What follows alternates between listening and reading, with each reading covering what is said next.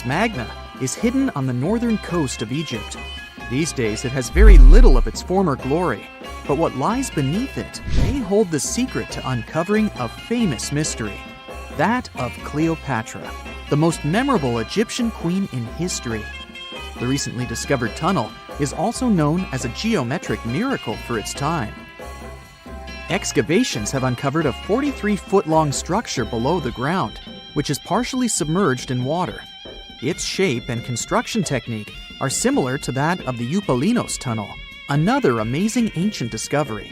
This one is located in Greece and was built by excavating simultaneously from 2 points, aiming to have them meet in the middle. The use of math and geometry to make this construction was astonishingly precise for those days, more so since it was built near a mountain.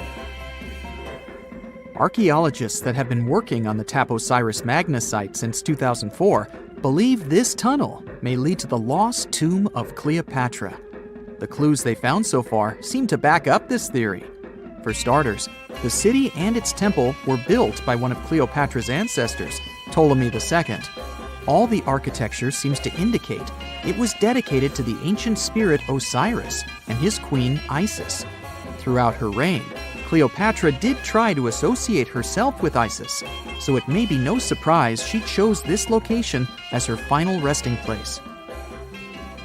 Scientists have yet to pinpoint Cleopatra's tomb, but research continues with the help of modern technology. To study this location better, archaeologists have even used a special device called ground-penetrating radar. This tool allows us to analyze what lies beneath the ground without being intrusive. Since this tunnel is so old, research needs to be done very delicately. Seeing pictures of what's underground before you start digging is incredibly useful and has been done here since 2011. Finally discovering Cleopatra's tomb may help us piece together her story, especially what might have happened during the last portion of her life, which is still surrounded by mystery. We still don't know the exact cause of her passing. Some believe she may have let herself be bitten by a poisonous Egyptian cobra. Others have suggested that she was well accustomed to toxic substances, even hiding some in her hairbrush in case she ever needed it. But that's not to say she chose to use it on herself. We do have a lot of other interesting information on Cleopatra that's equally as impressive, like the fact that she had a stylist. Most of the images you've seen depicting this famous queen show her wearing black eyeliner. This look was put together by Airas, a woman known to have been her personal beautician. She traced the long line from her eyes to her temples, a makeup technique still used today to enhance the eyes. Airas was an important figure throughout Cleopatra's life, known also as her confidant and close friend. There are even theories that suggest Airas was there by her side when she passed away. Despite her well-thought-out looks, Cleopatra wasn't as pretty as she's described. Or at least, that's what recent research has pointed out. Sure, if we look at movies and modern imagery, she's depicted as this incredibly beautiful woman with symmetrical and delicate features. However, if we look at coins showcasing her image from back in the day, her looks are rather average. Her image on the coins might have been adjusted, too, to make the queen look stronger in the eyes of her people. So there is no trusted source available to confirm her image, but her description in most pieces of ancient literature speaks of her other qualities, like her voice and personality, not of her beauty. Cleopatra might have been the most famous Egyptian queen to this day, but she wasn't the first choice. She did have an older sister, Berenice, that was initially supposed to take the throne. Berenice passed away before she could do that, so Cleopatra took on the role and began investing in her education. She traveled throughout the country quite frequently, so she could become accustomed to her people and their needs. She was only 18 when the responsibilities were passed down to her, and immediately gained popularity because of her intelligence and education. Her taste in literature was quite good too. She was known to be a fan of Homer, the famed Greek philosopher and poet. Cleopatra loved to write as much as she loved to read. There are even claims that she wrote a book on medicine and cosmetics. but we have no evidence to this day that such work ever existed. Part of being a great leader back then meant you had to speak multiple languages. Cleopatra clearly understood that, and that's why she's rumored to have known many languages to varying degrees. Some archaeologists suggested she spoke Greek, Egyptian, and Ethiopian, as well as many Arabic dialects. She might have even spoken Latin, but there's little evidence to support this claim. She might not have had angelic looks, but Cleopatra was really careful with the way she looked, even with her diet. She was known to have enjoyed simple meals, including a variety of fish. Since she lived close to the Mediterranean Sea, it's really no surprise. As a treat, she liked to eat stuffed pigeons, which she also served to her guests. Other dishes on the menu included vegetables and fava bean soup. Fruits and nuts weren't missing from her diet either, and she was also a big fan of honey. Recently, a team of experts has even tried to recreate her famous perfume. Think of it like the ancient equivalent of Chanel No. 5. Cleopatra was known to be a fan of luxurious scents, which she believed could even influence how people treated her when they met. The basis of this scent is myrrh, a resin gathered from a local tree.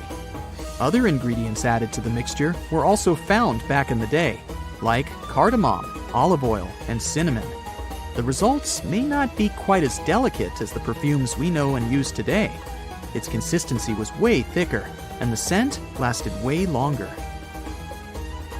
When she was at the height of her power, Cleopatra might have been the richest person in the world. Back in the day, she ruled over a territory that stretched across the Mediterranean, from modern-day Libya in the west through Egypt to Syria in the east. This is the largest territory ever ruled over by a woman. In today's currency, her worth might have been somewhere around $95 billion. The calendars we use today may have been introduced by Cleopatra herself. She presented the idea of leap years and leap days to Caesar, the Roman emperor she was known to have been close with. Taking her advice, Caesar made these adjustments part of the official Roman calendar. The ancient Egyptians already knew the year was longer than precisely 365 days. They discovered this by studying the brightest star in the sky, called Sirius, and concluded that a year is actually 365 and 1/4 days long. It was Elizabeth Taylor that famously introduced Cleopatra to pop culture when she played her in the 1963 film bearing the same name. Up until that point, it was the most expensive film ever made. It was originally supposed to cost somewhere around $2 million, but ended up costing a mind-boggling $44 million. That's mostly because of script and production issues. To make this iconic movie, producers created 79 sets from scratch, as well as over 26,000 costumes for the cast. Elizabeth Taylor's Cleopatra costumes alone cost somewhere around $200,000. Thankfully for the producers, the movie made headlines and was well received by critics, making it a box office success. A lot of people associate Cleopatra with another famous Egyptian ruler, King Tutankhamun, nicknamed King Tut. Surprisingly, apart from both of them being Egyptian pharaohs, they have nothing else in common. For starters, King Tut lived around 1,300 years before Cleopatra did, and there is also no connection regarding their ancestry. Cleopatra had Macedonian Greek roots, while King Tut was a native Egyptian. In November 1922, a boy walked through the desert mountains of Egypt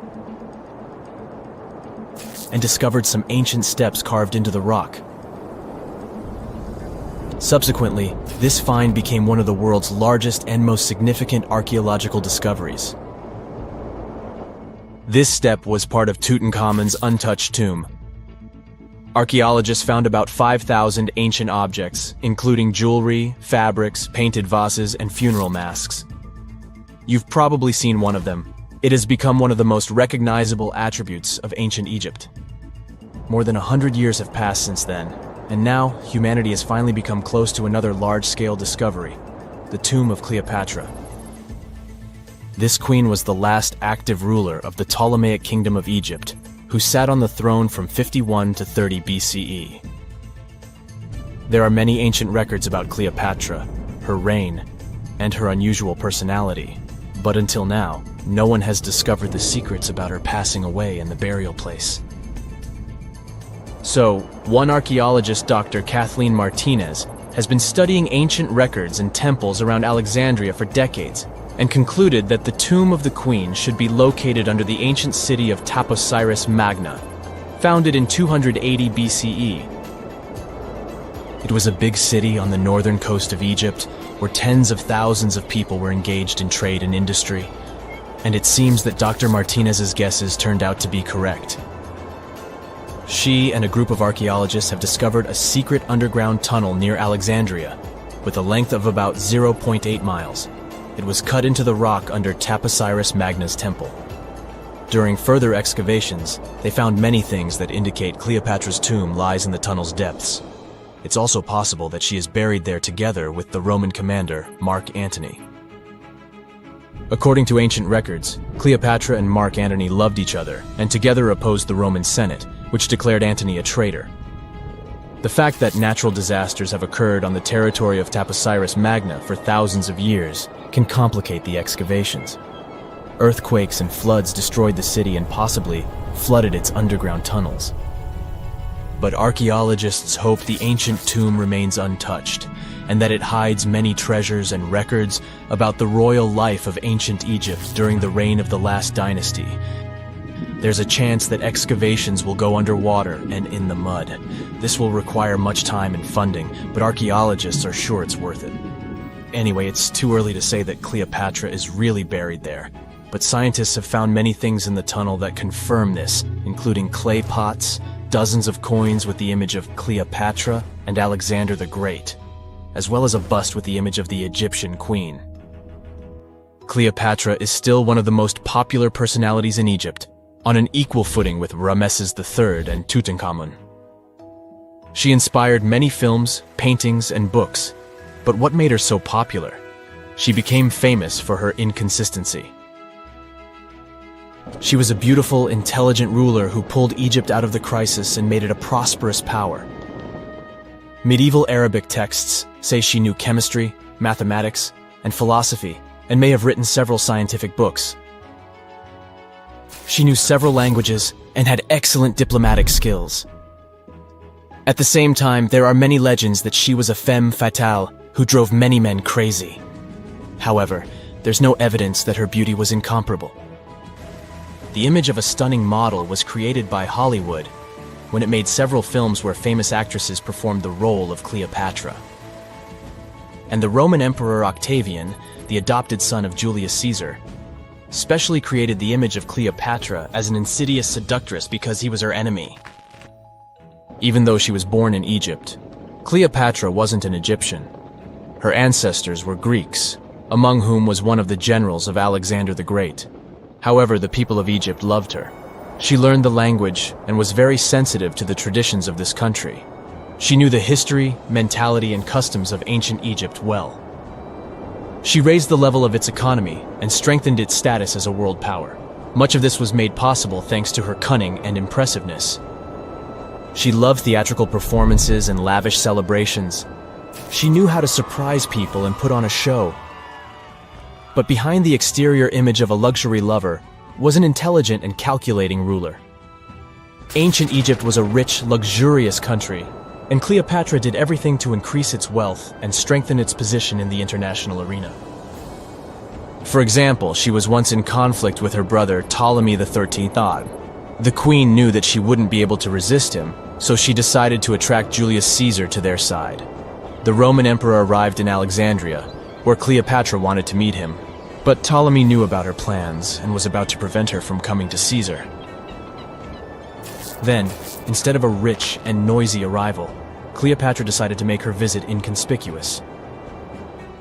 She wrapped herself in a carpet or linen bag the emperor's servants carried into Caesar's private chambers. Cleopatra emerged from the carpet and impressed the Roman emperor with her beauty and determination. As a result, they fell in love with each other and became close allies. After some time, she impressed another influential Roman for diplomatic purposes. She arrived to meet Mark Antony on a golden barge with purple sails and silver oars. Cleopatra was dressed in the image of Aphrodite and sat under a magnificent canopy. Her servants dressed like cupids and were blowing her fan and burning incense. But Cleopatra created such a show for a reason. She knew that Antony revered Greek mythology and considered himself the embodiment of Dionysus. As a result, he was so impressed with this woman that he ended up marrying her.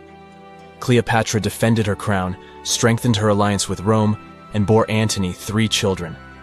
In Egypt, they threw big parties and enjoyed wealth with power. However, the relationship of a high-ranking official with the Egyptian queen caused a scandal in Rome. Octavian was Antony's primary opponent in the struggle for power, so he exploited the situation to darken the competitor's reputation. He used propaganda to make Cleopatra an insidious seductress in the eyes of Roman citizens. He accused Antony of succumbing to her charms. The Roman Senate supported Octavian and declared Cleopatra an enemy. In 33 BCE, this conflict reached a high point when Antony's navy clashed with Octavian's fleet. The latter won and forced his enemy to flee to Egypt with Cleopatra. According to some records, they took refuge near Alexandria. Pursued by the Romans, they hid in one of Cleopatra's palaces and met their end. Some legends say that Cleopatra was an expert in poisons. She provoked a venomous snake, a viper or an Egyptian cobra, to bite her. Also, according to another legend, she pricked herself with a poisonous needle. There's a theory that Cleopatra always carried an ampule with poison inside her hairbrush. And when she was cornered, she soaked the needle with this poison and pricked herself. None of this can be said for sure. Scientists are still trying to find out the truth. Perhaps when they reach Cleopatra's tomb, the world will get more answers about her tragic fate. She is considered the last ruler of Egypt. After her passing, Octavian plundered her palaces and temples and returned to Rome, where he became the main emperor. He successfully ruled the country and expanded its borders. His reign ended when he turned 75. World history would have looked different if Cleopatra and Mark Antony hadn't lost that naval battle. By the way, did you know that more time has passed between Cleopatra's reign and Neil Armstrong's flight to the moon than between the reign of the Egyptian queen and the construction of the Great Pyramid of Giza? Armstrong took a step on the Earth's satellite in 1969, 38 years after the birth of Cleopatra. And the construction of the pyramid took place in 2560 BCE. Imagine how long the history of ancient Egypt is. Cleopatra is closer to us in time than to the pyramids. No man shall ever find my tomb. That's what, according to rumors, Cleopatra once said. Rumor has it really wasn't about the gender. She wanted no living soul to disturb her, and I think she meant that no human would ever discover the location of her grave. But, surprisingly, it was indeed a woman who was closer than anyone before to finally discovering the Queen's resting place. Meet Kathleen Martinez Berry, a criminal lawyer turned archaeologist. She got so intrigued with Cleopatra's story that she packed her bags and went to Egypt with no official support and even no permission from the authorities. All she had was pure determination to find the Queen's tomb. Now, you could say Kathleen had always been ahead of the game. She skipped grades in school, mastered piano, chess, swimming, and martial arts, and grew up listening to top intellectuals debating in her home. And she even got her law degree at just 19, and archaeology was her side passion. She had never actually been to Egypt, never dug up a single artifact. But her fascination with Cleopatra went all the way back to an argument with her father in 1990. That day, she walked into his library looking for a copy of Antony and Cleopatra by Shakespeare. Her dad, Fausto Martinez, a professor and legal expert, casually called Cleopatra a seductress. Kathleen wasn't having it. She fired back, arguing that history had been totally unfair to Cleopatra. The Romans, she said, wanted to destroy her reputation, and for centuries, people had just believed their version of the story. The debate went on for hours, and in the end, her father admitted maybe he had judged Cleopatra too harshly. That conversation changed everything for Kathleen. From that day on, she read every ancient text she could find, especially Plutarch's account of Cleopatra and Mark Antony. The more she learned, the more convinced she became that Cleopatra wasn't just some queen who fell for the wrong guy. She was a genius, playing a dangerous political game to keep Egypt independent. And the more she read, the more she started thinking, what if everyone had been looking for Cleopatra's tomb in the wrong place? That thought stuck with her. When she was caring for her second child, she earned a master's in archaeology. Multitasking. That reignited an obsession that would take over her life, uncovering the truth about Cleopatra. Even though most experts believe that Cleopatra's tomb, along with the final resting place of 13 other Ptolemaic rulers, lies somewhere beneath modern-day Alexandria, Dr. Martinez has a different idea. She believes Cleopatra was buried at Taposiris Magna, an ancient temple dedicated to Osiris, the Egyptian deity of the afterlife. But she still needed an ancient foundation plate. These plates, about the size of a smartphone, were placed beneath important temple structures and often contained inscriptions explaining when and why the temple was built. If she could find a plate that confirmed the temple was dedicated to Isis, Cleopatra's patron deity, she'd have solid proof that this was the right place to look. Nothing could deter Martinez. She excavated the entire temple site, digging deeper than anyone before her. Her team found coins with Cleopatra's name and face stamped on them. It meant Cleopatra had a direct connection to this site. Then, they uncovered something even more interesting. A tunnel used to bring water to people, leading straight from the temple into the Mediterranean Sea. So, if parts of the temple had already sunken into the water, could Cleopatra's tomb be down there too? Martinez needed proof to convince Egyptian authorities to let her search underwater. And, against all odds, she found the missing foundation plate. On it, the pharaoh offered a large area of Nubia to deity Isis. That was it, the confirmation she needed. The temple was indeed dedicated to Isis, proving her theory wasn't just speculation. If one temple was on land, Martinez suspected the second temple, possibly Cleopatra's tomb, had collapsed into the sea. She needed help from experts in underwater archaeology, so she reached out to Robert Ballard, the guy who discovered the Titanic. With support from the Egyptian authorities, she and her team began exploring the waters off the coast of Alexandria. And what they found was mind-blowing. Underwater, they discovered massive stone structures, some standing 6 to 10 feet tall, right where the coastline would have been thousands of years ago. They also found basalt blocks, the same material used in the statues from the first temple. That meant one thing: those weren't just random rocks. They were the remains of a lost city, buried beneath the sea for centuries. Now, we can only wait and see whether Martinez and her team will be able to unravel one of the greatest mysteries of the past left by the outstanding woman that was Cleopatra. Here's some backstory. After her father, Ptolemy VII, passed away, Egypt's throne went to both Ptolemy VIII and Cleopatra, or so it seemed. Cleopatra, just 18 at the time, allegedly married her 10-year-old brother.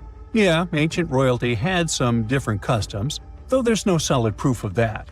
But sibling love didn't last long.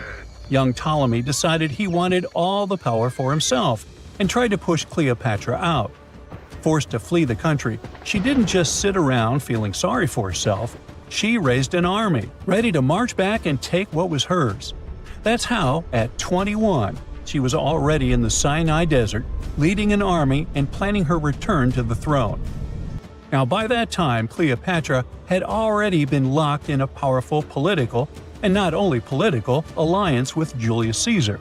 In June 47 BC, she gave birth to a son, Ptolemy Caesar, better known as Caesarion, who, many believe, was Caesar's child. But that didn't stop her from playing by Egyptian royal rules. And her husband number 2, her other brother, Ptolemy XIV. Yep, despite her ongoing affair with Caesar, Cleopatra married yet another sibling, because, in her world, keeping the throne in the family was the name of the game. Now, marriage aside, Cleopatra's bond with Caesar stayed strong. She even traveled to Rome with Ptolemy XIV for a state visit. But instead of playing the role of a dutiful queen, she stayed in Caesar's private villa by the Tiber River. But after Julius Caesar lost his life in 44 BCE on the Ides of March, Cleopatra's political standing became shaky. To make matters worse, her husband Ptolemy XIV passed away soon after, and some suspect Cleopatra had a hand in it, leaving her as the sole ruler of Egypt. Meanwhile, back in Rome, Mark Antony was rising to power as Caesar's presumed successor. Wanting to size up the Queen of Egypt, he summoned Cleopatra, and she did not disappoint. Sailing into town on a lavish barge dressed as a deity, Cleopatra made quite an entrance. Antony was instantly mesmerized, so much so that he left his third wife back in Rome and followed Cleopatra to Alexandria, where their relationship turned into a full-blown royal affair. The two had 3 children together. Together, they waged war against Caesar's adopted son, Octavian, in a battle for control of the Roman Empire. The last time the queen was seen, she was in her mausoleum, dressed in full royal splendor, diadem on her head, lying on what Plutarch called a golden couch. When Antony and Cleopatra lost at Actium, Octavian's forces marched into Alexandria. Cleopatra apparently knew the end was near, so she locked herself inside her mausoleum, surrounded by gold, silver, pearls, and priceless art. Those were the treasures she threatened to burn rather than let the Romans take them. Antony, meanwhile, wasn't going to let the Romans capture him alive. He wounded himself with his own sword, but before he passed away, he was carried to Cleopatra's side. She held him as he took his last breath in her arms. A little over a week later, Cleopatra made her own choice. Rather than face humiliation as Octavia's prisoner, she ended her life. Legend says it was the bite of a deadly asp, though history isn't quite clear on that. At the time, Cleopatra was only 39. Sounds like a rather full life to me. It's 1898, and you're taking part in excavations in Saqqara. This place, not far away from Cairo, is full of ancient tombs and pyramids. You're in your Indiana Jones mood and hope to find something really phenomenal to become famous. Gold, manuscripts, treasure maps, mummies of famous pharaohs. Wait, a wooden bird? You're really disappointed as it looks like a regular toy. An old one, but still. Little do you know that years later, someone would propose that your bird was actually an ancient monoplane. So the artifact, nicknamed the Saqqara bird, is made of a sycamore tree. The birdie has a wingspan of just 7 inches and weighs around 40 grams. A perfect original souvenir from Egypt, I would say. It's over 2,000 years old and looks pretty plain, without any carvings of feathers or other intricate ornaments. It has a beak and eyes though, which makes our find look like a hawk, the emblem of the deity Horus. Its tail is rather unusual as it's squared, looks weirdly upright, and it seems like the sunken part of it was the place for a now missing piece. Humans love solving a good mystery, so there have been several attempts to explain the use of the birdie. First, quite simply, is that it was a ceremonial object. The second idea is that it was a toy for a child from some well-off family. It could have been some sort of boomerang, which was a popular concept in ancient Egypt. Then there was a theory that the bird had been used as a weather vane. But this one has been debunked as the figure doesn't have any holes or markings, except for the one made at the museum in Cairo to fix the exhibit on a stick. So there was no way to hang it in the past. Almost a century after the bird was found, Egyptologist Dr. Khalil Masiha proposed a new theory that it could have been a model of a monoplane. He believed the bird was missing a horizontal tailplane. Otherwise, it had its wings set at a right angle, similar to that of modern planes. It could have worked to generate the aerodynamic lift necessary for flights. Dr. Masiha also claimed that it was common at that time to place miniature models of technological inventions in tombs. So, did the ancient Egyptians really invent the plane in 200 BCE? That would make the Wright brothers, who are considered the inventors of aviation, really upset. They made one of their first flights only in 1903. There's just one way to know for sure, and that is to test the model. But you know, the ancient museum in Cairo would unlikely let one of their cherished exhibits fly around like a toy. That's why glider designer Martin Gregory built a similar model, this time of balsa wood, and concluded that even with the missing tailplane, the plane wasn't much of a flyer. Case solved? Not really. This didn't sound convincing enough to the History Channel, so they invited an aerodynamics expert to build another replica of the bird. He tested it in weather conditions similar to those in Egypt and was impressed with the little plane's abilities. So, if they did invent the prototype of a plane back in the times of pharaohs, it would be a good example of an oupart. That's an out-of-place artifact, an object that's way ahead of its time in terms of technology or history. And the Saqqara bird isn't the only example of such a revolutionary concept. In 1901, a group of divers retrieved the Antikythera mechanism from an underwater shipwreck near the Greek island of Antikythera. It's been dubbed the world's first analog computer, and it's currently dated around 100 BCE. The bronze mechanism could tell the position of the sun, moon, planets, and stars, as well as the lunar phase, the dates of upcoming solar eclipses, and even the speed at which the moon moves through the sky. No one's sure who used it and how or where it was made. But it's obvious that it's extremely precise and way too advanced for its time.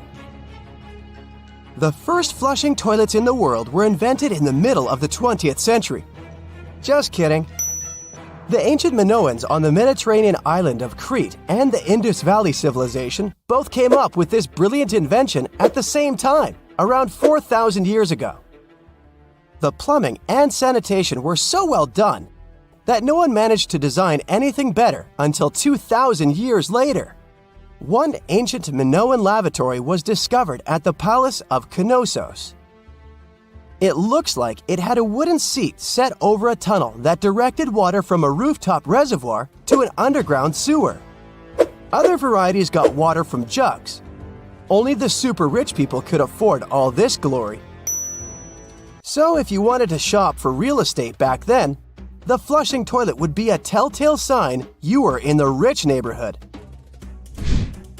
Automated doors became a cool, seemingly new invention back in 1931. But the technology behind them is actually much older. Think the 1st century CE old.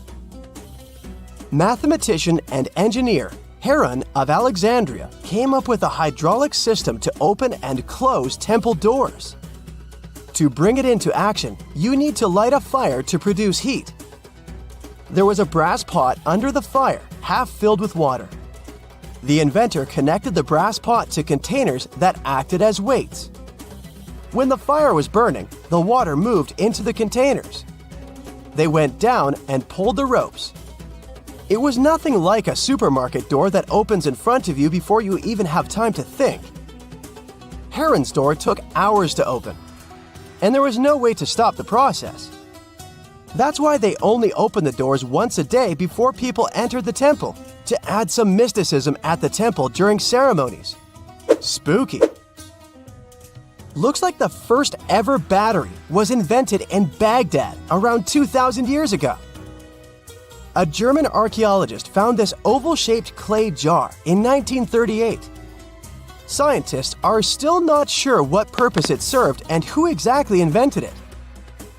There is a theory that it was used for electroplating objects with precious metals.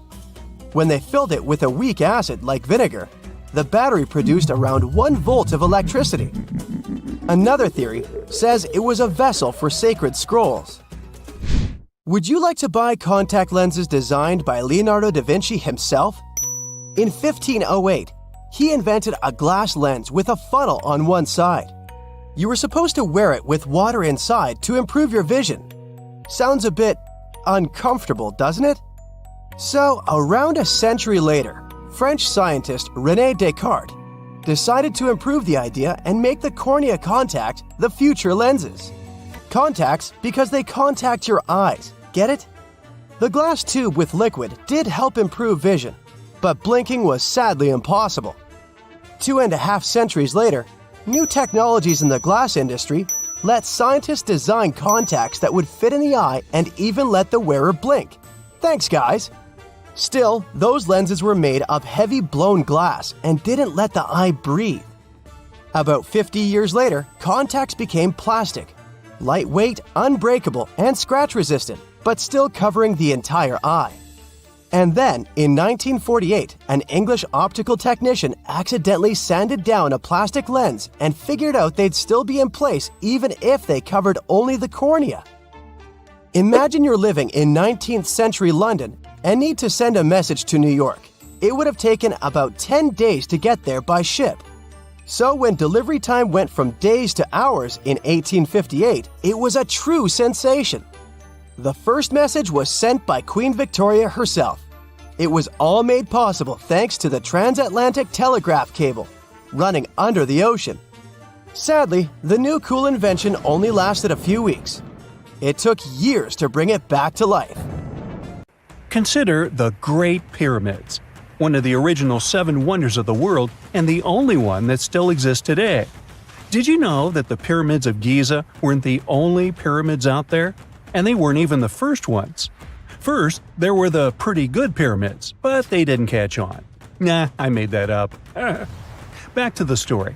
In ancient Egypt, it was believed that kings were chosen by gods to serve on earth as their mediators. In the afterlife, they were expected to become gods themselves.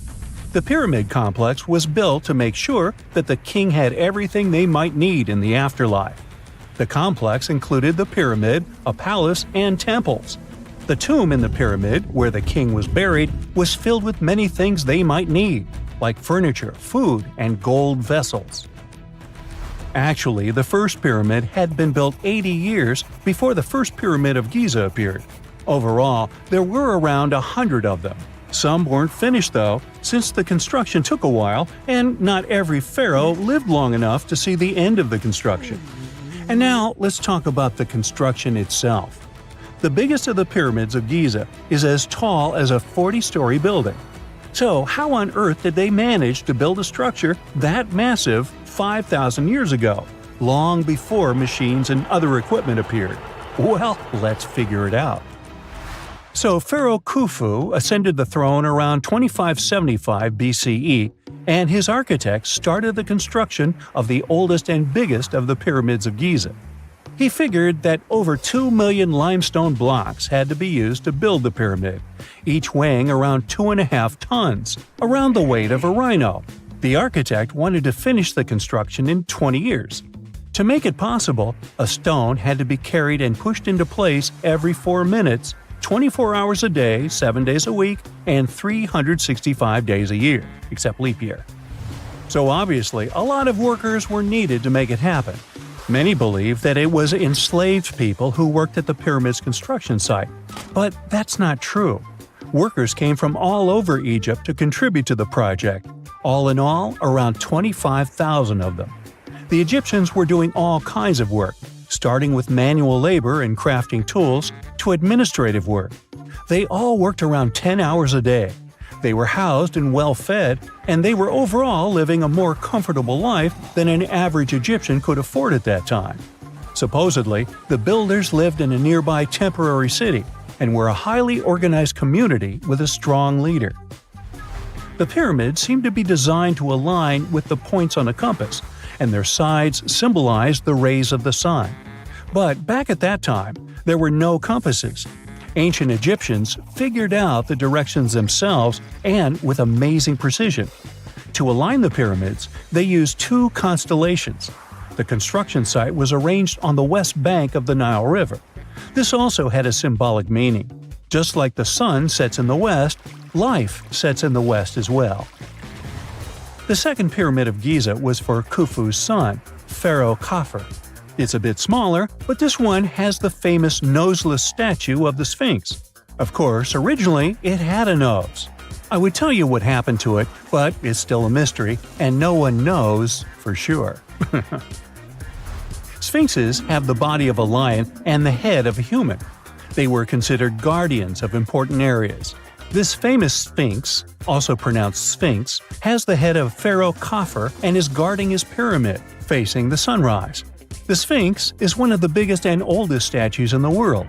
Originally, it not only had a nose, but was also painted. Scientists have discovered traces of the red color of its face. So, most likely, the sphinx was painted red.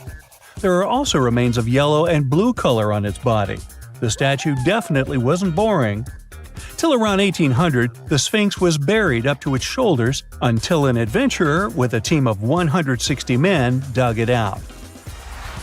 But let's get back to the construction. The workers, of course, needed stone blocks. There were two main places where people could get these stones. One source was close to the construction site, but that fossil-lined yellow stone was only suitable for the pyramid's interior. The limestone blocks for the exterior were hauled from 8 miles away on 30-foot-long sleds. Apparently, it wasn't too hard to pull them. The sand mixed with the right amount of water was pretty slick, and 10 people could move a sled even with a rock weighing so much. Surprisingly, cutting off a block of limestone wasn't the biggest problem. When in the ground, it was soft and could be split relatively easy. But after getting exposed to the air, limestone hardens. So the most difficult part was to shape the blocks. That step was crucial because the smallest inaccuracies could lead to the whole pyramid collapsing. So, okay, those limestones were mined, carried on a sled, shaped, and then what? How could they be put into place? Well, this is still a mystery. Archaeologists have discovered the remains of a ramp system that dates back around the time the pyramids were being built. So historians have come to the consensus that, most likely, the Egyptians designed a unique ramp system to move and pull huge stone blocks. The most common opinion is that there were several ramps around the pyramid. There probably was a central ramp with 2 staircases on each side of it built over the pyramid stones. The ramp was growing as the pyramid was getting higher. People might have been walking up the stairs, pulling up stones on wooden sleds. But this is just one of the options. Other experts say that the ramps were around the pyramid, and some say that the ramps were inside the pyramid. Maybe we will never know for sure, and it'll forever remain a mystery. The exterior limestone of the pyramid was polished with sand and stone until it gleamed. On top, there was a gold and silver capstone, which glimmered over Egypt like a second sun. So, that's how it was 5,000 years ago. Now, about the interior. Surprisingly, there's not much inside the pyramid. Most of it is just solid stone with very little open space. But let's take a quick look inside. From the entrance, there are 2 stairways, one going down and the other going up. They take us to the chambers. There are 3 of them inside. Now, why is that? Apparently, throughout the whole construction, a burial chamber had to be prepared at all times, just in case a pharaoh kicked the bucket before the construction ended. So, separate chambers were built one after another as the construction progressed. The last of them was the main one. It's called the King's Chamber. It's the one where Khufu was resting. It's the biggest room at the very heart of the pyramid, and there's a big passageway leading to it. It was likely used as a kind of elevator to move granite up to build the interior. Granite was also used to make 5 stories of support beams to ensure that the pyramid didn't collapse. And we can see that it worked since it's been standing for centuries. Unfortunately, none of these chambers have hieroglyphs on the walls. If you want to see the writings, you should go to the decorated tombs near the pyramids. Those pieces of art are depiction of ancient Egypt's culture and daily life. The texts allow researchers to study their language and grammar. The treasures that once were in the pyramids have been taken by people. There are also many secret tunnels and passages inside the pyramids, but even today, no one knows the whole plan of the interior. Scientists have been sending little robots with cameras inside for many years, but there's still a lot we don't know about the pyramids. Now they're trying to use an X-ray to scan the pyramids from the outside without going inside. So yeah, ancient Egyptians did create a mystery no one has been able to crack for 5,000 years already. What is a boat doing in the middle of a desert? You would expect to find a seagoing vessel closer to shore. This is the question archaeologists had been asking for decades. In 1988, there was a storm near one of the most important archaeological sites in ancient Egypt. A wooden structure emerged from the sand. It was hollowed out by termites. Scientists were determined to solve its mystery. In 2000, they began excavating the site near Abydos, Abydos. An American team of experts soon discovered a boat that was 70 feet long, and it wasn't alone. In total, there were 14 boats neatly resting next to each other. It was impossible to completely dig out the boats because of their poor condition. Luckily, the wood was preserved enough to get a sample. Analyses revealed that the boats were around 5,000 years old, the oldest fleet in human history to this date. The time of their construction predates the pyramids at Giza by half a millennium. Each ship of the fleet rested in a vault that matched its dimensions. The room was roughly a third of the size of a tennis court. It had mud brick walls that featured more than 120 drawings of boats. Ancient Egyptians incised them on whitewashed walls that were excellently preserved. Scientists have known about these mysterious chambers for well over a century. 1901, 1902. A British archaeologist, Arthur Weigel, stumbled upon a strange structure west of the River Nile. His team caught a glimpse of the interior walls. Sadly, a section of the roof collapsed, so they had to call off further exploration. Researchers abandoned the site, but its location remained on the maps. The boat's position first led scientists to think that they rested on a bank of the mighty Nile. But there was a problem with this theory. Today, the river flows almost 7 miles west of Abydos. Further studies of the surrounding terrain showed the Nile didn't change its course throughout history. Also, if the boats floated near a dock, they would be in unstable positions. The 14 vessels at Abydos were perfectly parallel to each other. There was only one conclusion possible. Someone had deliberately placed them like that. They must have gone through a lot of effort. Each boat had enough room for up to 30 rowers. These vessels could really float. They weren't models, but scholars still don't know if they actually sailed any body of water in ancient Egypt. This doesn't diminish the importance of the find. Previously, archaeologists found only small-scale models. In King Tut's tomb alone, there were 35 boat models. For a long time, these figurines were the only clues as to how ancient Egyptian vessels looked like. The boat's design confirms that they were the real deal. They are the earliest surviving examples of something called built boats. Ancient people constructed primitive vessels by hollowing out large tree trunks. The alternative was reed that was tied together to form a raft. The boats at Abydos had planks tied together. This was a major breakthrough in shipbuilding. During their lifetime, the boats must have seemed impressive. Timber was a valuable commodity at the time. There was no wood in the desert. Cedar had to be imported from Lebanon. The only person who could afford such luxury was the pharaoh. Studying the area around the ancient fleet provided more answers. Scientists discovered a mud brick structure where Egyptians worshipped the pharaoh. Its approximate date of construction matches that of the wooden boats. The same bricks out of which this building was made were used to encase the fleet. At the time of their construction, the rooms they were stored in had a ceiling. That's the section that archaeologists stumbled upon in the early 20th century. Just like mummies and coffins, these marvelous ships rested inside splendid vaults. The exterior of these rooms was also impressive. The outer walls originally had a plaster of white limestone. It reflected sunlight. In the desert sun, the structure housing the boats must have shone from miles away. Ancient Egyptian builders used the same technique to cover the pyramids 500 years later. Today, their surface looks jagged, but it wasn't always like this. When they were constructed, the pyramids had a top layer of fine white limestone. Their surface was smooth and it gleamed in the sunlight. Instead of stairs, the outer layer of the pyramids was more of a sleek ramp. Archaeologists were left with one final question. Which pharaoh owned the fleet? The answer lay just a mile from the site. This is where the tomb of a pharaoh from the 5th dynasty rested, King Senwosret III. Its time and style of construction matched the ones of the chambers with boats. The very end of his rule might explain how the boats ended up in the middle of the desert. The pharaoh probably passed away in northern Egypt. Then his body was transported down the Nile to Abydos in a marvelous procession of decorated boats. The vessels were later lowered to chambers near the final resting place of their owner. This had a symbolic meaning. In the ancient Egyptians' belief system, Ships played a key role. Their supreme deity was Ra. He traveled through the sky during the day in the form of the sun. At nighttime, he sailed through the netherworld in a solar boat. The pharaoh identified himself with Ra. That's why he needed boats in the afterlife. That was the only way to regenerate himself. Just as the sun rises every day above the horizon. This belief existed for thousands of years. The more famous Pharaoh Khufu also had a ship.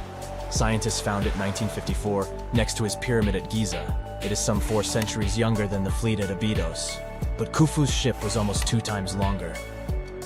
The Great Pyramid of Giza and King Tut's tomb are some of the most famous archaeological finds in Egypt. But there are many more secrets hiding beneath the endless sands of the Sahara Desert. Recently, 2020, archaeologists found a lost city there. They have labeled it as the most important discovery since King Tut's tomb, 1922. The city of Aten is some 3,000 years old.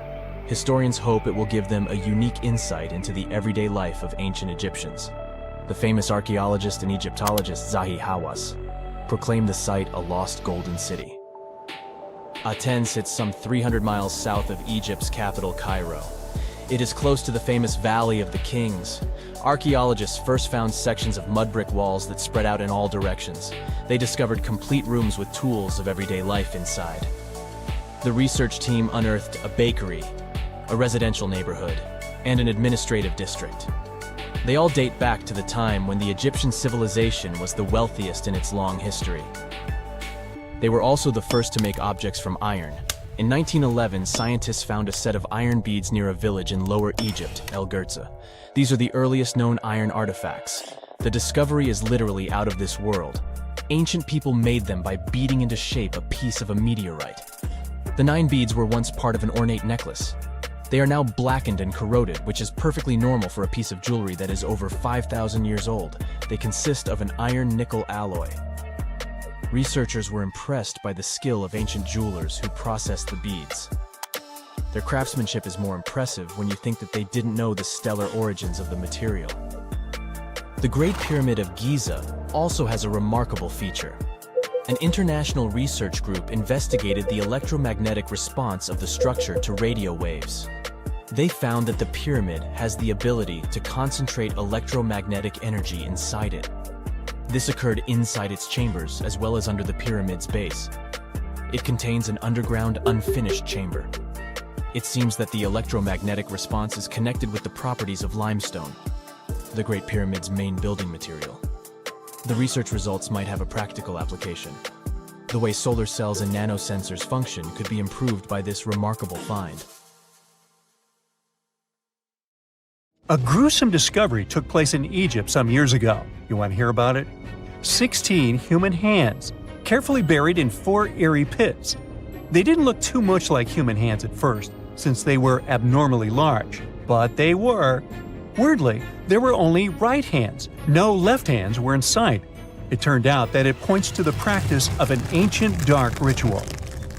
Old Egyptian art and tales talked of a ceremony where warriors would present the right hand of their adversaries as proof of victory and ask for gold in return. Egyptians believed in the afterlife, so cutting off someone's hand meant you cut off their power eternally. Guaranteeing this type of defeat was interesting to the winning party. Here, the fight was between Egyptians versus Hyksos, who lived in what was once known as Canaan. Egypt has always been the center of some history-changing findings, and some time ago, this papyrus was found. If we stretched it open, it would be just a tad bigger than the height of a skyscraper. The world's tiniest skyscraper, which is located in Wichita Falls, Texas. When humans didn't write on their notes app, they wrote on this thing, made from the medulla of a papyrus plant. Around 2,000 years ago, ancient Egyptians wrote something reminiscent of a book where they describe most of their funerary traditions and their visions of the afterlife. It's considered one of the most important texts from ancient Egypt and is still sold in bookstores to this day. This ancient manuscript was unearthed from a chamber located just south of the Pyramid of Djoser, located in Saqqara. Oh yes, Djoser is the oldest pyramid in Egypt and not the Giza pyramids like most people think. So recently, the site of Saqqara buzzed with excited archaeologists who probably found one of Egypt's oldest complete mummies. They believe that this beautiful and well-preserved mummy was that of a wealthy man. He was discovered in a deep shaft, covered in layers of gold leaves. There are many symbols that show he was an important and wealthy man, like the band he wore on his head, the bracelet on his chest, and the fact that he was embalmed with a tunic, which was reserved for Egypt's finest. The most exciting part of the entire discovery was finding the resting place sealed with mortar, just as the ancient Egyptians had left it 4,300 years ago. Now this may sound weird, but back in 2008, archaeologists discovered a missing pyramid. Now it went missing because it deteriorated over the span of 4,000 years. Today, you can only see its base. It was a pretty important site back in ancient times. It is said that around the area of the pyramid, the ancients hosted a special type of ceremony where high priests would carry mummified remains of sacred bulls. Now, here's a fun fact. Ancient Egyptians believed that Apis bulls were earthly incarnations of the city deity of Memphis and was connected to rites of fertility. It wasn't just any Apis bull, though.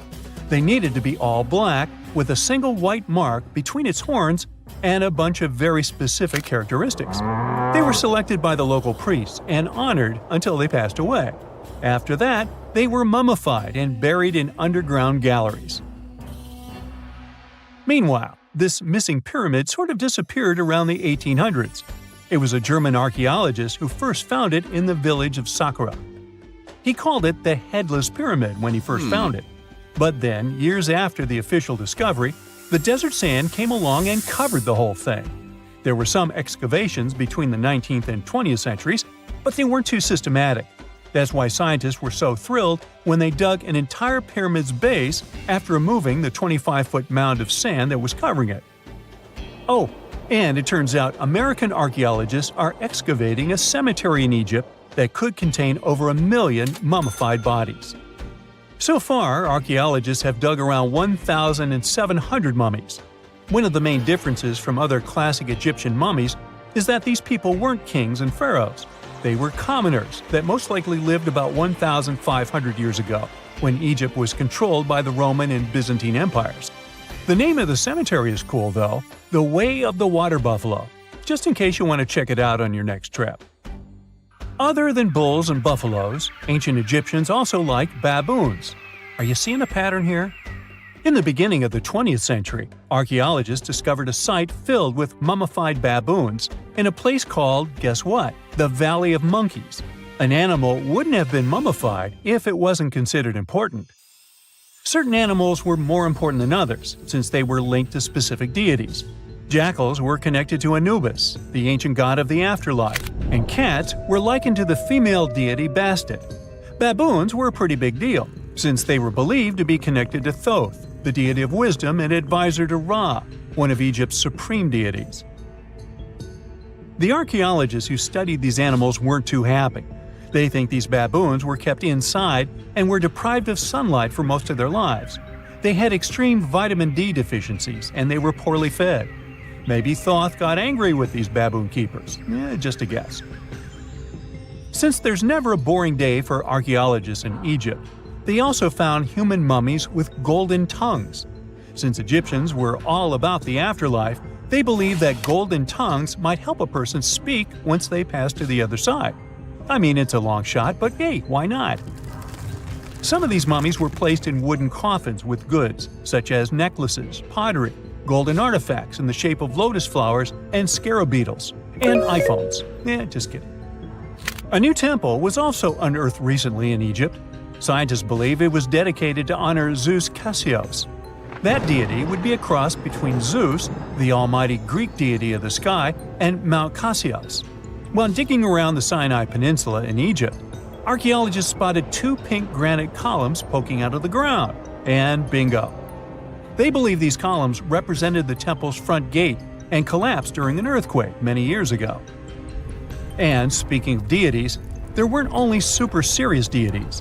Recently, scientists unearthed a golden ring in a city south of Cairo. No, Frodo, it's not magical. It was a normal gold ring, but it had the depiction of the deity of fun, officially named Bes. This deity is often described in sacred texts as a happy chubby dwarf. Today, many tattoos we get are sorta deprived of any sense and are made of aesthetic purposes only. In ancient Egypt, though, women would get tattoos as a token of protection for childbirth. That's what scientists think, at least.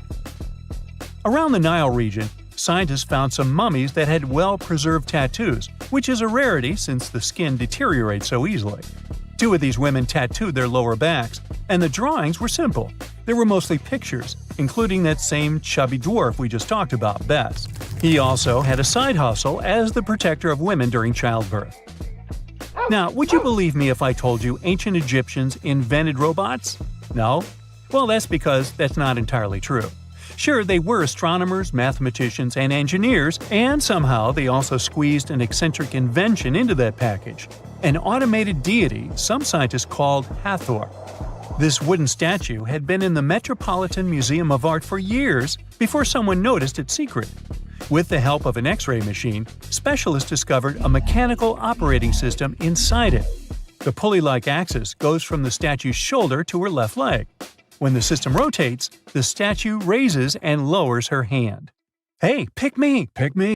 For more than 3,000 years, the gold mask of Pharaoh Tutankhamun stayed hidden in the Valley of the Kings. This artifact, which stands about 21 inches tall, shows how skilled and artistic the ancient Egyptians were. But nobody expected that X-rays would reveal its biggest secret. King Tut was the last ruler of his family during the 18th dynasty. He took the throne at just 9 years old, but ruled for only 10 years before he passed away unexpectedly. If we're being honest, back in ancient Egypt, he was mostly forgotten by the rulers who came after him. His tomb wasn't a big deal for them, so much so that even the grave robbers forgot about him. It might sound a bit sad, but the truth is that it was actually great news for us. Since his tomb was practically forgotten, it ended up being perfectly preserved. While the other tombs in the Valley of the Kings were looted, his remained sealed and untouched. So, when it was discovered back in 1922, it had over 5,000 precious objects inside. That made Tutankhamun basically an instant celebrity and one of the best-known pharaohs nowadays. Among the treasures was the most stunning piece, his golden mask. This mask is said to be an exact image of the king's face, or at least it was supposed to be, but we'll get to that later. The purpose of this accurate representation of his face was to make sure that his soul would recognize him in the afterlife and return to his mummified body. In ancient Egyptian beliefs, this would allow him to continue living in the afterlife. The details of the mask clearly looked incredibly difficult to create, but people didn't realize how complex it truly was until many years later. The first X-rays of the mask were taken in 1967. Back then, the main reason for these scans was practical – conservation. The mask was heading to Paris for an exhibition, and it was the first time it had ever left Paris.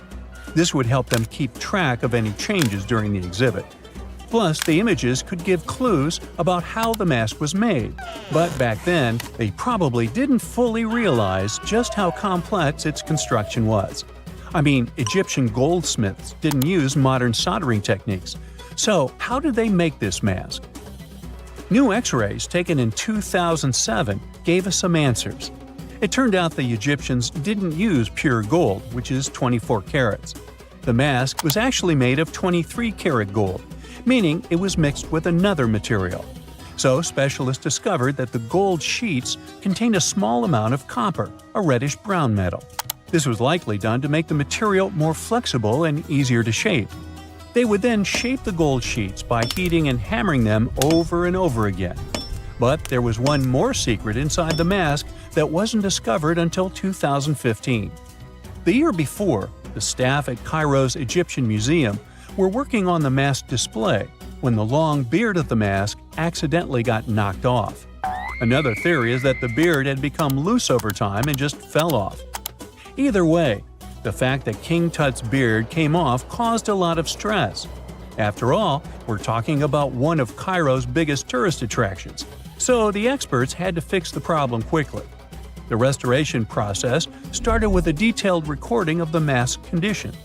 To do this, they had to take a full three-dimensional scan of the artifact. And, by accident, they found something very interesting in the mask. Inside the royal beard, there is a gold tube, an intriguing structure that the Egyptians likely used to attach the beard to the rest of the mask. And that proved, once again, that the process of making this mask was even more complex than experts thought. But the mysteries don't stop there. Remember how we mentioned that the mask was thought to perfectly represent King Tutankhamun's face? Well, that might not be entirely true. Some popular theories suggest the mask was never meant for him and was actually made for someone else.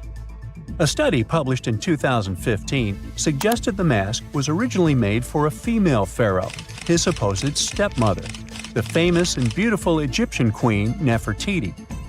The biggest clue comes from an inscription on the mask.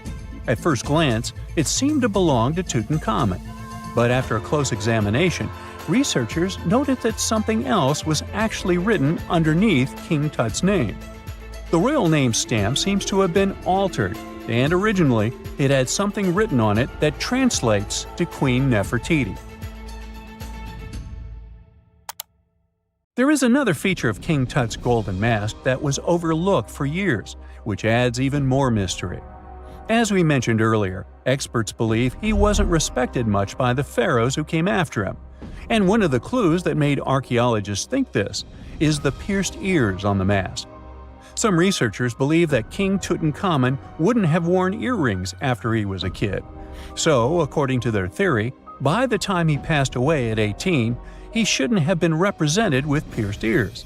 This could also support the idea that the mask originally belonged to Nefertiti, or maybe to someone who wasn't even connected to King Tut. But the mask isn't the only source of mystery. In fact, his whole tomb is full of puzzles. Recently, historians found a sign that the place where King Tut was supposed to be buried was changed at the last minute.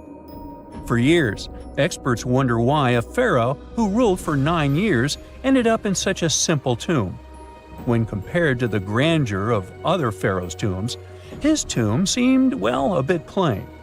The idea that a king like Tutankhamun would have such an unremarkable resting place just doesn't match up with the power and importance he must have had in ancient Egypt. So, what happened? Well, apparently, this might have something to do with his successor, Pharaoh I. After King Tutankhamun passed away, researchers believe that I made sure to erase him from Egypt's history. So, one theory suggests that he was probably behind the quick decision to place King Tut's body in a smaller, less impressive tomb. When experts looked at I's own tomb, they found something interesting. There is a large wall covered in painted baboons. This is the same type of artwork found in Tutankhamun's tomb. It seems like the same person might have chosen the artwork for both tombs. Now, the design and decoration of the two tombs are almost identical, suggesting there was a shared hand behind both. But there is one key difference. I's tomb is fit for a king. It's much bigger and more impressive, even though the style and artwork are similar to what you see in Tutankhamun's tomb. So the theory suggests that I decided what went into both tombs. Since Tut passed away unexpectedly at a young age, his grand tomb wasn't finished in time. Normally, pharaohs start building their tombs while they're still alive to make sure everything is perfect.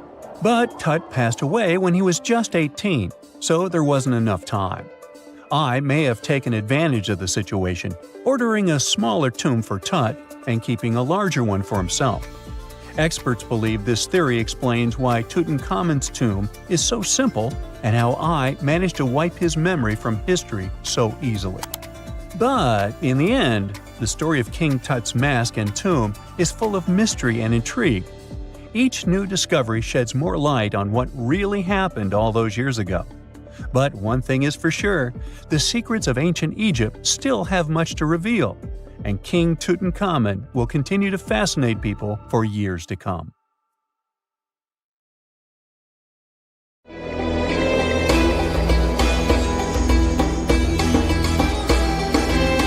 The Great Pyramid was created as the final resting place of ancient Egyptian monarch Khufu.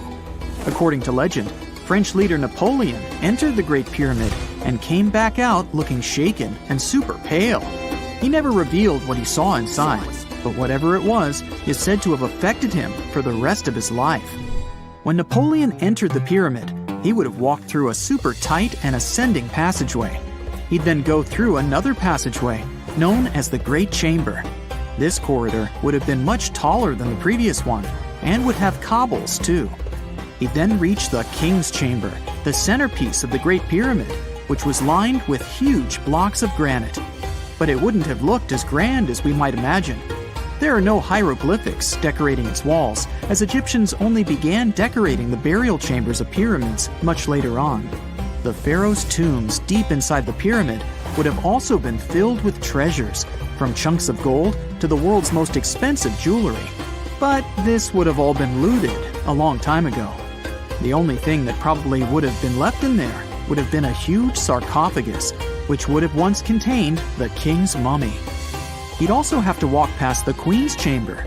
This room most likely didn't hold any queens though, as pyramids were usually only built for one person.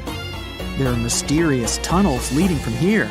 To this day, no one is really sure what they're there for. And that's not the only mysterious and creepy thing Napoleon may have encountered, as stories of pharaohs leaving ancient curses on pyramids go way back.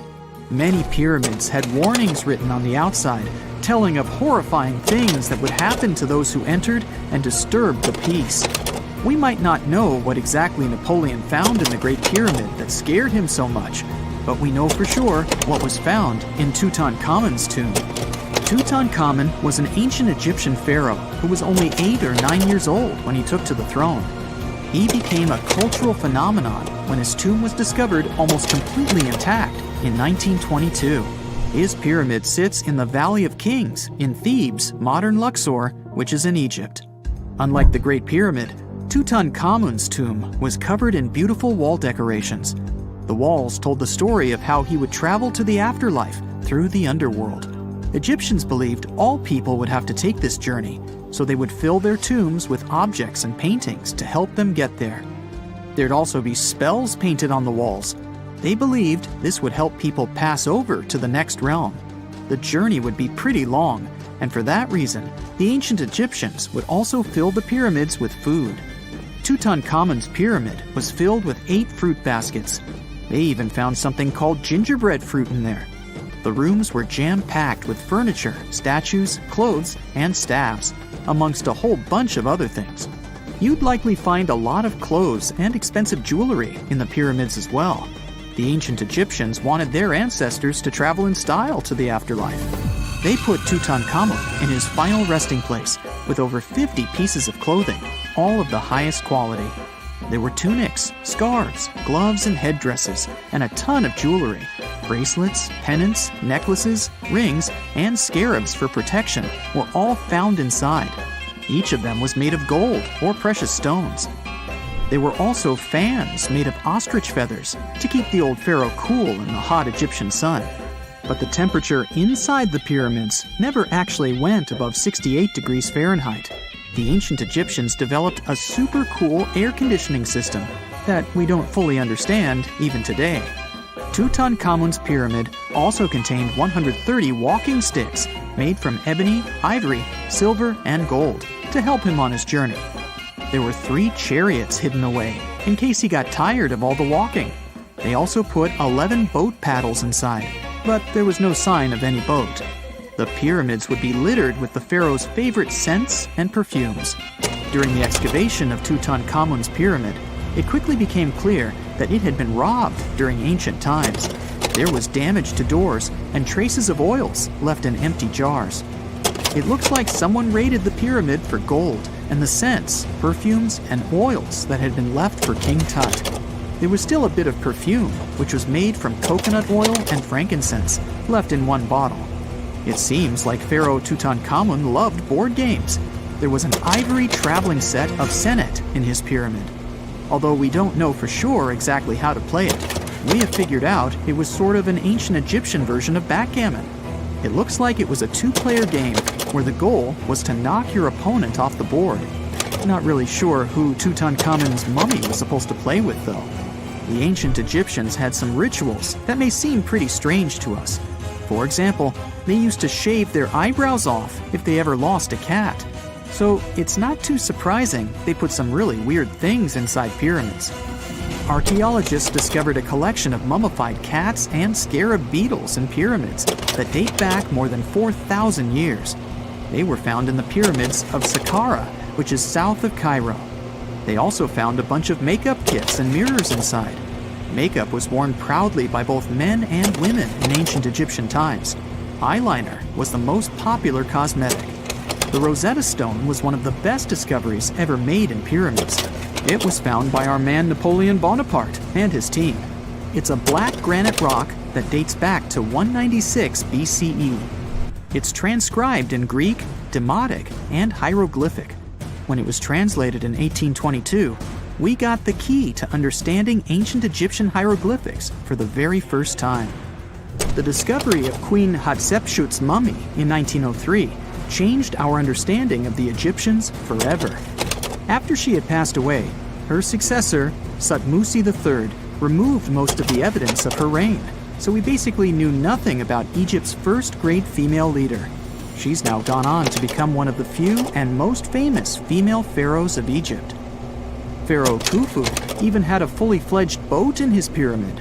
Archaeologists uncovered more than 1,200 pieces of a giant boat near the Great Pyramid at Giza.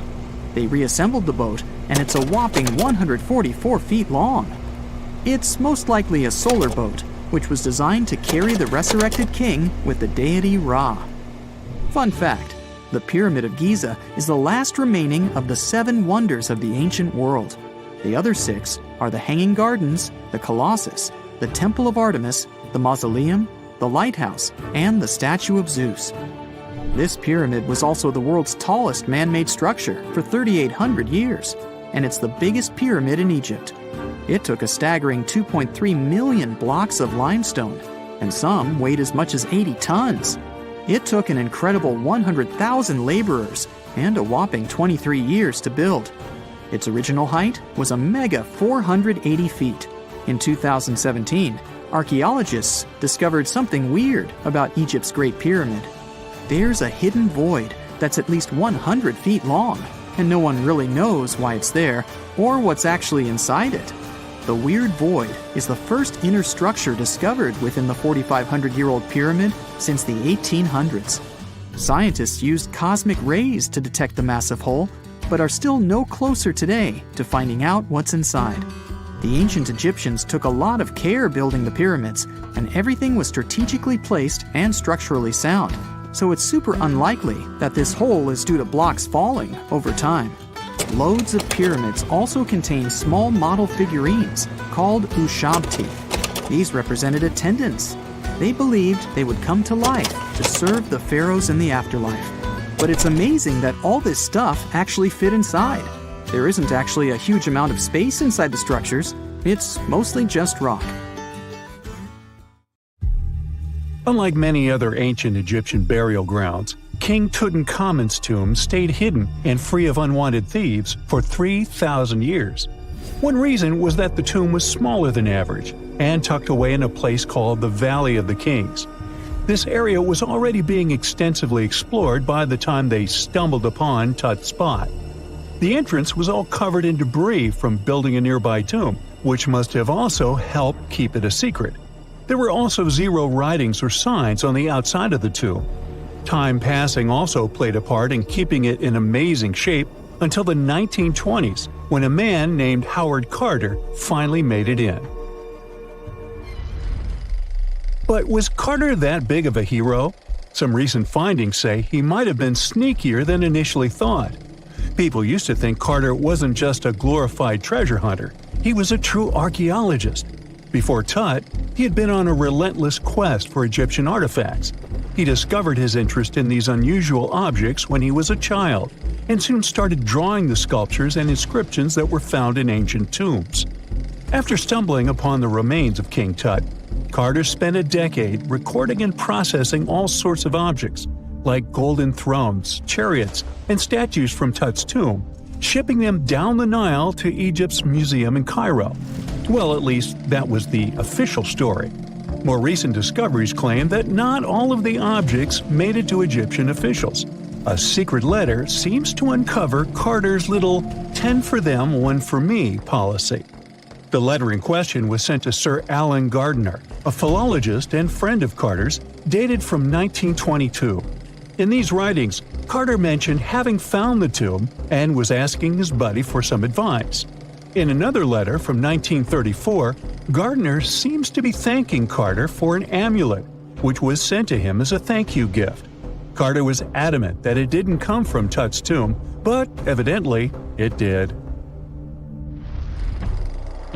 Even the British director of the Egyptian Museum was onto Carter's sneaky endeavors, but couldn't prove it. He compared Gardiner's amulet to others from Tut's tomb, and lo and behold, they were a perfect match.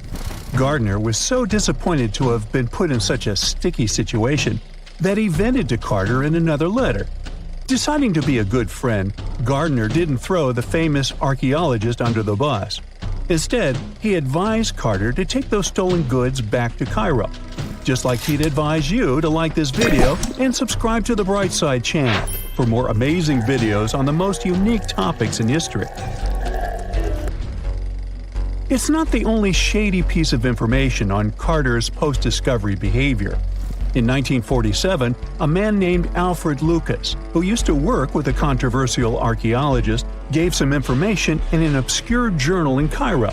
He claimed that Carter sneakily cracked open the burial chamber door himself. Then he sealed it back up like nothing had happened before the official uncovering. Now, why would he do that? Well, the same theory suggests that Carter and his crew might have entered the tomb early so they could get their hands on some ancient goodies. Obviously, these people couldn't risk having such objects sold while they were still alive, but made sure they were auctioned off after they passed. Carter, though, never confessed to anything. He made no official denial either, but the Egyptian government couldn't risk any more mysterious disappearances, so they prohibited him from entering the tomb for a while. Some have connected this apparent stealing to the curse of King Tut. If you've never heard of it, know that it became quite the scary tale soon after King Tutankhamun's resting place was uncovered. It claimed that anyone messing with the tomb of the boy pharaoh would face some serious bad luck. It's not all dramatic like a mummy going on an aggressive spree, but word got out that the people involved in disturbing King Tut's lair met some mysterious, untimely ends. The main untimely passing related to this supposed curse is that of George Herbert, the 5th Earl of Carnarvon. He was this British aristocrat who helped fund the search for the tomb. He passed away just a year after the tomb was opened. Now, people love to call it mysterious, but it turns out that Herbert was already in pretty bad shape health-wise when he got to Cairo, and he ended up getting taken down by a regular disease. Now, let's talk numbers. There were a lot of people linked to this tomb opening: security guards, archaeologists, and supporting staff. And sure, a few of them did pass not long after the tomb started receiving visitors. As much as we'd like this curse to be true for the sake of, good storytelling, statistically, if you have a bunch of people connected to opening a tomb, you'd expect some passings just by random chance. The average lifespan for those supposedly targeted by the ancient curse was more than 20 years after the spell was supposed to kick in. Herbert's daughter even lived until the 1980s, that's half a century later. And Howard Carter himself lived until 1935, a solid 16 years after the big reveal. Some have suggested that the whole curse was nothing more than a careful PR strategy. You see, when Tut's tomb was found, Howard Carter wanted to make a priority out of keeping nosy reporters away, so he might have come up with a curse hanging over anyone entering the boy king's resting place. But what was stolen from King Tut's tomb anyway? Well, some jewelry to begin with. It might have been snatched by Howard Carter himself, according to a French specialist. He did some intensive research by looking at old pictures taken from inside the tomb back in the 1920s.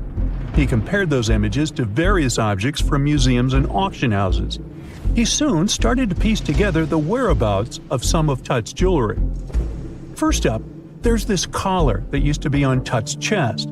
It was all broken into pieces, and some parts went via Carter to the Nelson Atkins Museum in Missouri. Meanwhile, other bits ended up on a necklace owned by some unnamed people who tried to sell it in 2015 but failed. Even the Nelson Atkins Museum agrees, as they've confirmed the information on their website. Then there's a headdress piece. Some beads from it that once belonged to Tut apparently got stolen by Carter too. They were also strung into a necklace and are now being held at the St. Louis Art Museum. Another fancy collar made out of glazed ceramic magic spent some time at the Met, far away in New York. Thankfully, it was sent back to Egypt a bit over a decade ago. This seems to have been, as you'd expect by now, also stolen by Carter. Missing artifacts aside, King Tut still gave a ton of amazing objects that helped us learn more about this incredible ancient culture. Starting with the famous burial mask. It's this massive 21-inch gold art piece with semi-precious stones and glass paste. It weighs 22 pounds and showcases the boy pharaoh with a long beard and a headdress with a cobra and vulture. On the back, there's this spell from an important ancient Egyptian spiritual book that's supposed to make sure it works just as well in the afterlife. Tut was also apparently a board game enthusiast. They found 4 board games in his tomb, some made of ivory. Archaeologists also found a pair of gold sandals, though you'd imagine they were more for show than for comfort. In fact, the pharaoh probably never wore them in his lifetime. Now, speaking of fashion items, it turns out Tut was quite the fancy ruler. They even found a mannequin in his tomb that was used to pick out, adjust, and store his outfits and jewelry. The boy king seemed to have also enjoyed some music, based on the 2 trumpets historians found in his tomb. Though they were played back in 1935 in a BBC broadcast, the instruments are today considered too fragile to be maneuvered. One of the most unexplored and mysterious places on Earth is located in plain sight. It's one of the most majestic monuments of humankind. The wonder of the ancient world hides a secret that scientists and archaeologists still can't solve. This is the Great Sphinx of Giza in Egypt. The huge sculpture of a lion with a human head was carved out of rock about 4,500 years ago. Scientists still don't know the exact date of its creation and are also unaware of who built it and what for. There are many assumptions and theories, but none of them has been confirmed. Most people have seen this majestic sculpture either in photographs or in reality, but almost no one knows what's hidden underneath it. The statue of the Sphinx was carved from a single piece of limestone. It was painted. The remains of color pigment on the surface prove this. In the distant past, the Sphinx looked much brighter and more colorful than what we see now. But even after thousands of years, its greatness hasn't diminished. And by the way, Sphinx is not the real name. It was invented by the Greeks about 100 years or more after its creation. Initially, the Egyptians called the statue Hor-em-Akhet. There are many legends and theories saying the Sphinx is there for a reason. It's like a watchdog that guards the tomb of the pharaoh and the secrets of ancient Egypt. These legends become more plausible when archaeologists discovered hidden entrances at the feet of the Sphinx.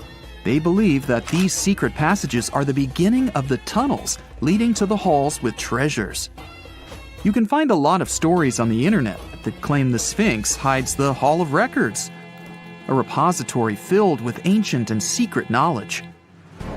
One of the main artifacts of this repository is supposed to be the records of the ancient mythical state of Atlantis. According to legends, the entire library from this city was moved under the Sphinx. The entrance to this library must be located next to the Sphinx's right paw. Many archaeologists tried to find this entrance, but came away empty-handed. Also, there are many images with detailed diagrams of the underground city that consists of a network of tunnels and chambers under the Sphinx. Someone says there are structures as tall as 12-story buildings hiding underground. but there's no evidence of this. Archaeologists, even after millennia, continue to explore the mysterious sculpture. At the same time, many Egyptians don't want to learn more about the Sphinx. They're terrified of awakening something supernatural. In 1998, scientists discovered tunnels leading to empty caves under the Sphinx. They found evidence of earlier excavations there. It's quite possible that someone managed to find the treasures and take them away. Some people believe Egyptians found some kind of artifact under the Sphinx that has the power of unknown advanced technologies. The artifact is so powerful that it can change the course of history. Of course, most theories are just fairy tales of conspiracy fans, but it's a confirmed fact that the Sphinx hides a system of caves and rooms. There are so many rumors surrounding the Sphinx that it's impossible to understand what's true and what's false. In any case, it's difficult and dangerous to study the sculpture because active excavations can destroy it. And then the entrance to the underground rooms can get blocked by rocks and lost forever. Also, further exploration requires a lot of money, and financing is not always easy to find. But the main reason? It's too risky.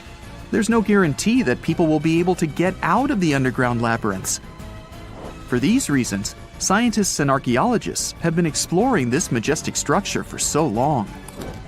Another famous architectural monument with a secret is Mount Rushmore in South Dakota. Everyone admires the images of the US presidents' faces carved into the rock, but few people know that there's a secret room hidden behind the head of Abraham Lincoln. The architect of Mount Rushmore wanted to carve slabs on the rock with the record of the main stages of the country's history. But his plan was too complicated to carry out. Then he was offered to implement it on a much smaller scale, to build a secret room inside the mountain. The idea was to save this knowledge so that future generations will always remember the history of their country. Unfortunately, the architect didn't have time to finish his work. The construction stopped for several decades. But in the late 90s, the project was resumed. Porcelain enamel panels depicting the history of the US were placed in the room.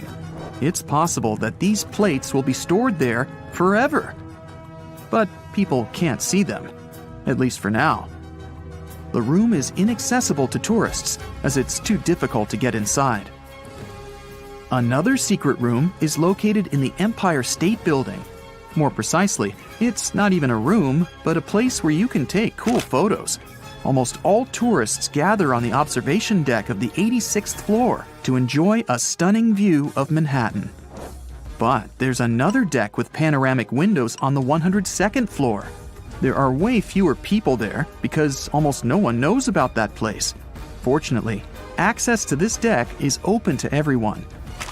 You probably won't have to wait in line for a long time to take a photo. You'll feel special because you're in such a secret place where there are almost no people. But the coolest place is even higher, on the 103rd floor. This is a spacious observation deck where celebrities get their photographs taken. It's not a public place, but if you know the right people, you can get there. There are almost no security measures on the site. Only a low ledge between you and an abyss. That's why crowds of people are forbidden from coming here. It's not so easy to get there, and you're unlikely to succeed without a guide. First, you need to choose the right elevator that will take you there. Then you'll go through several engineering rooms filled with pipes, electrical panels, and other technical stuff. The final part of your way is a set of stairs inside a tiny corridor. And here you are, at the top of New York. Now we're in Paris. See the Eiffel Tower? Inside it, there are restaurants and observation decks. But if you try hard, you can find a secret apartment. Now it's a museum, but it was built so that people could live in it. The architect of the tower, Gustav Eiffel, created this apartment in 1889 for himself. It's almost at the very top of the Eiffel Tower. Imagine what a beautiful view he observed every day. He was the first and only tenant. No one else could gain access to this place. When the architect passed away, the apartment remained empty for a long time. Only recently, they restored it and turned it into a museum. Inside, the epoch of the last century is recreated. They even put wax figures of Gustav Eiffel, his daughter, and the American inventor Thomas Edison inside the room. This place is filled with an endless stream of passengers, office workers running late, visitors from other cities, noise, and train whistles. At Grand Central Station in New York, among all these sounds, you can hear the sound of a ball hitting a racket, if you're in the right place. A real tennis court is hidden inside New York Central Station. It belongs to a tennis club that arranges corporate games for employees of many companies. The club was opened in the 60s. Now we're moving to London, Charing Cross Road. It isn't easy to find one secret place here. To do this, you need to look carefully at your feet. Do you see these sewer grates in the asphalt? Inside them, you can notice two signs with the name Little Compton Street. Yeah, there's another street right below you. It disappeared from all maps at the end of the 19th century. Charing Cross Road was built over it. The identification signs that you see are part of old engineering tunnels. There's another interesting place in London. It's located in the southeast corner of Trafalgar Square. At first glance, it looks like a thick lamppost, but there are too many tourists walking around. You come closer and realize that one person can easily fit inside the post. The lamppost belongs not to an electrician, but to a police officer. Yeah, this is the smallest police station in the world. It was built in the 1930s and used as a watch post. Officers had to sit there one by one and watch Trafalgar Square. That always attracted a lot of pickpockets and all kinds of other criminals. Whenever you hear about ancient ruins, you almost never picture them being suspended somewhere, or just randomly hanging on the branch of a tree, right? In fact, for most of the ancient artifacts we have exposed in museums all over the world, archaeologists did quite an impressive amount of digging. You see, buildings have this funny way of fading away over time if not properly taken care of.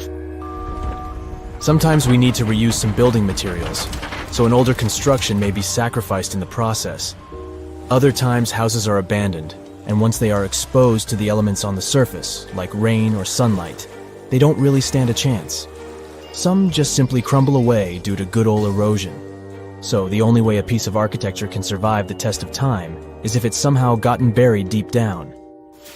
Now, how did they end up buried in the first place? Well, it's quite the comedy of errors. Ancient cities had a habit of gradually raising their ground level like a kid adding toppings to their ice cream sundae. You see, these settlements were always busy collecting food and building materials to keep up with their ever-growing population. But hey, who has time to deal with waste and rubbish? It wasn't exactly high on their to-do list back in the day. So when it came to building new houses, ancient civilizations found it much easier to save their sweat and tears by piling up the rubble and constructing right on top. But that's not all. Rivers would also occasionally flood and deposit a layer of sediment on the city floors, further encapsulating those ancient constructions. And in those dry regions like the desert, where the wind likes to show off its sand and dust dance moves, you can bet it was a constant struggle to keep the establishments clean. One hilarious example is the Sphinx, which had its head buried in sand until a group of archaeologists unearthed it in 1817. Some ancient towns eventually got covered up because they were completely abandoned. With less human activity to control their expansion, plant seeds couldn't resist the opportunity and sprouted all over the place. They gobbled up carbon dioxide from the air and grew, adding more and more bulk to the ground. Those cheeky roots even decided to stabilize the soil made from decaying plant matter, creating layers upon layers of earthy goodness. It's like the ultimate DIY project Mother Nature embarked on, with plants as her loyal helpers. The act of digging into the secrets of ancient civilizations is not just about unearthing a lost world. It's also an epic quest to reveal the hidden treasures beneath layers of history. But how do archaeologists know where to dig in the first place? If everything is covered in layers upon layers of sediments, debris, and plant roots, They must have some sort of system they rely on before embarking on a new project, right? For starters, they're not always the ones suggesting an archaeological dig in a certain location. Let me explain. Let's say you're a contractor and you want to build a new fancy apartment complex in your city. Some local legislations have certain requirements before your project can start, though. For instance, before anyone starts building on a piece of land, they might need to bring in specialists to check the soil. These clever folks can be archaeologists, geologists, or paleontologists, and they need to keep an eye on things during development. If any artifacts or ecofacts, fancy word for organic remnants, are discovered, these experts swoop in to excavate and study them. But what about sites that have nothing to do with bulldozers and yellow hats? Archaeologists have more than one trick up their sleeves when it comes to locating ancient hotspots. They dive deep into historic records with a healthy dose of detective work. By sniffing out old documents and maps, they can piece together the puzzle of human activity in a specific area. If a site has been visited before, it's even better. Finding records of past excavations or historical accounts can give archaeologists lots of information on where to continue their treasure hunt. Before archaeologists start swinging their shovels, they engage in a bit of a visual scan mission. Armed with a grid system, they'll stroll around the site, keeping their eyes peeled for any artifacts that might be hiding just beneath the Earth's upper layer. From groundstone tools to historic glass and even ancient garbage dumps, yes, they're also valuable. These keen-eyed explorers can spot signs of human activity faster than most people. If they stumble upon midden soil, fancy term for a garbage dump, they know for sure that humans once called this place home. Archaeologists don't just rely on their trusty shovels, though. They have an arsenal of gadgets to aid in their search for hidden wonders. Geophysical tools are like their secret weapons. Take the resistivity meter, for example. This clever contraption measures the electrical component of the soil and any buried features or artifacts. A buried wall, for instance, will create a different resistivity reading than the surrounding soil. Magnetometers and ground-penetrating radar work in similar ways, showcasing potential hints of ancient treasures in the soil. And who could forget our trusty old friend, the GPS? It helps archaeologists map out precise locations, like a high-tech treasure map, leading them straight to their pot of gold. Care to virtually visit some of the most important archaeological sites in the world? Well, follow me. In the United Kingdom, for instance, you'll find this interesting place called Stonehenge. It's one of many henges scattered around, but this one really takes the cake. Picture this: massive ancient stones standing tall and proud, arranged in a funky outer ring and an inner horseshoe, with some smaller stones thrown in for good measure. And guess what? These amazing stones have been around for over 5,000 years. Talk about a serious case of rock-solid longevity. Now, here's where it gets interesting. According to local folklore, the legendary wizard Merlin whipped out his magic wand and poof! He teleported these massive stones all the way from Ireland. Apparently, some giants had assembled them there, but Merlin decided they would look much better at their new location. Others think it's just the ruined remains of an old Roman spiritual edifice. These amazing structures were built by our Bronze Age ancestors. With their simple tools and limited tech, they managed to create this monumental masterpiece. Impressive, right? Unfortunately, there's still so much we don't know about this area. Stonehenge's initial purpose remains a mystery to this day. Sure, there are lots of theories, but scientists have yet to agree on the subject. However, we do know that it's perfectly aligned to catch the sunrise during the summer and winter solstices. The ancient city of Pompeii is an equally amazing archaeological site. Picture this: Mount Vesuvius, a notorious troublemaker, decided to throw a volcanic tantrum and completely covered this ancient Roman city. It turned it into a time capsule, located outside present-day Naples in Italy. Fast forward to the year 1748, when a bunch of adventurous explorers stumbled upon Pompeii. Lo and behold, they discovered a treasure trove of well-preserved goodies: streets, houses, food. Probably a bit stale by then. Blingy jewelry, fancy sculptures, colorful frescoes, everyday household items, and even animal and human remains. It was like an epic archaeological party. From the looks of it, Pompeii had it all. Fancy houses and villas, a massive 20,000-seat arena, cute little artisan shops, hangouts like taverns. And let's not forget the saucy spots like those luxurious bathhouses for some intense pampering. There's also the Sanctuary of Apollo, where people used to gather for their daily dose of worship. And of course, the bustling heart of the city, the Forum of Pompeii, where all the cool people used to hang out. And guess what? Pompeii is so cool that it made it to UNESCO's World Heritage List back in 1997. That's like the ultimate Hall of Fame for historical awesomeness. It also includes many other famous buildings and sites, like the Taj Mahal in India and the Acropolis of Athens in Greece. Imagine working 7 days a week on a large-scale construction site. You, along with thousands of others, carry millions of stone blocks and put them on top of each other according to a complex system. You work without modern construction equipment. You have no air conditioning or constant access to water. It's so hot outside that you can fry eggs on the road. You've been building the pyramid for decades, and now, when it's finally done, you enjoy the result of the colossal work of thousands of people. You're looking at a giant cultural monument of global value that will freeze in time and amaze people for tens of thousands of years. A few thousand years have passed. People in the 21st century see the pyramids and are like, wow, I can't believe humans have built this. Yeah, the people who built the pyramids wouldn't have appreciated such a theory. But actually, there are reasons to believe that people built it using some fantastic technology. From the outside, it seems the Great Pyramids are just big triangles of stone. People just put some heavy blocks on top of each other, and that's it. In fact, the design seems too perfect to be true. The pyramid consists of more than 2 million blocks. They lay so close to each other and are so even that you couldn't squeeze even a thin sheet of paper between them. Scientists still can't figure out the exact technology for building the Egyptian pyramids. One of the biggest and most famous is the Great Pyramid of Giza. This huge construction, well known all over the world, has one big secret. There should be a capstone on top of the pyramid. It's a triangular-shaped stone block, a small pyramid on top of a huge one. It's also called a pyramidion. The builders of ancient Egypt made it out of granite and limestone and covered it with gold. No records or old drawings prove that there was a pyramidion at the top of the Great Pyramid of Giza. But there's another ancient Egyptian structure with such a triangle, the Red Pyramid.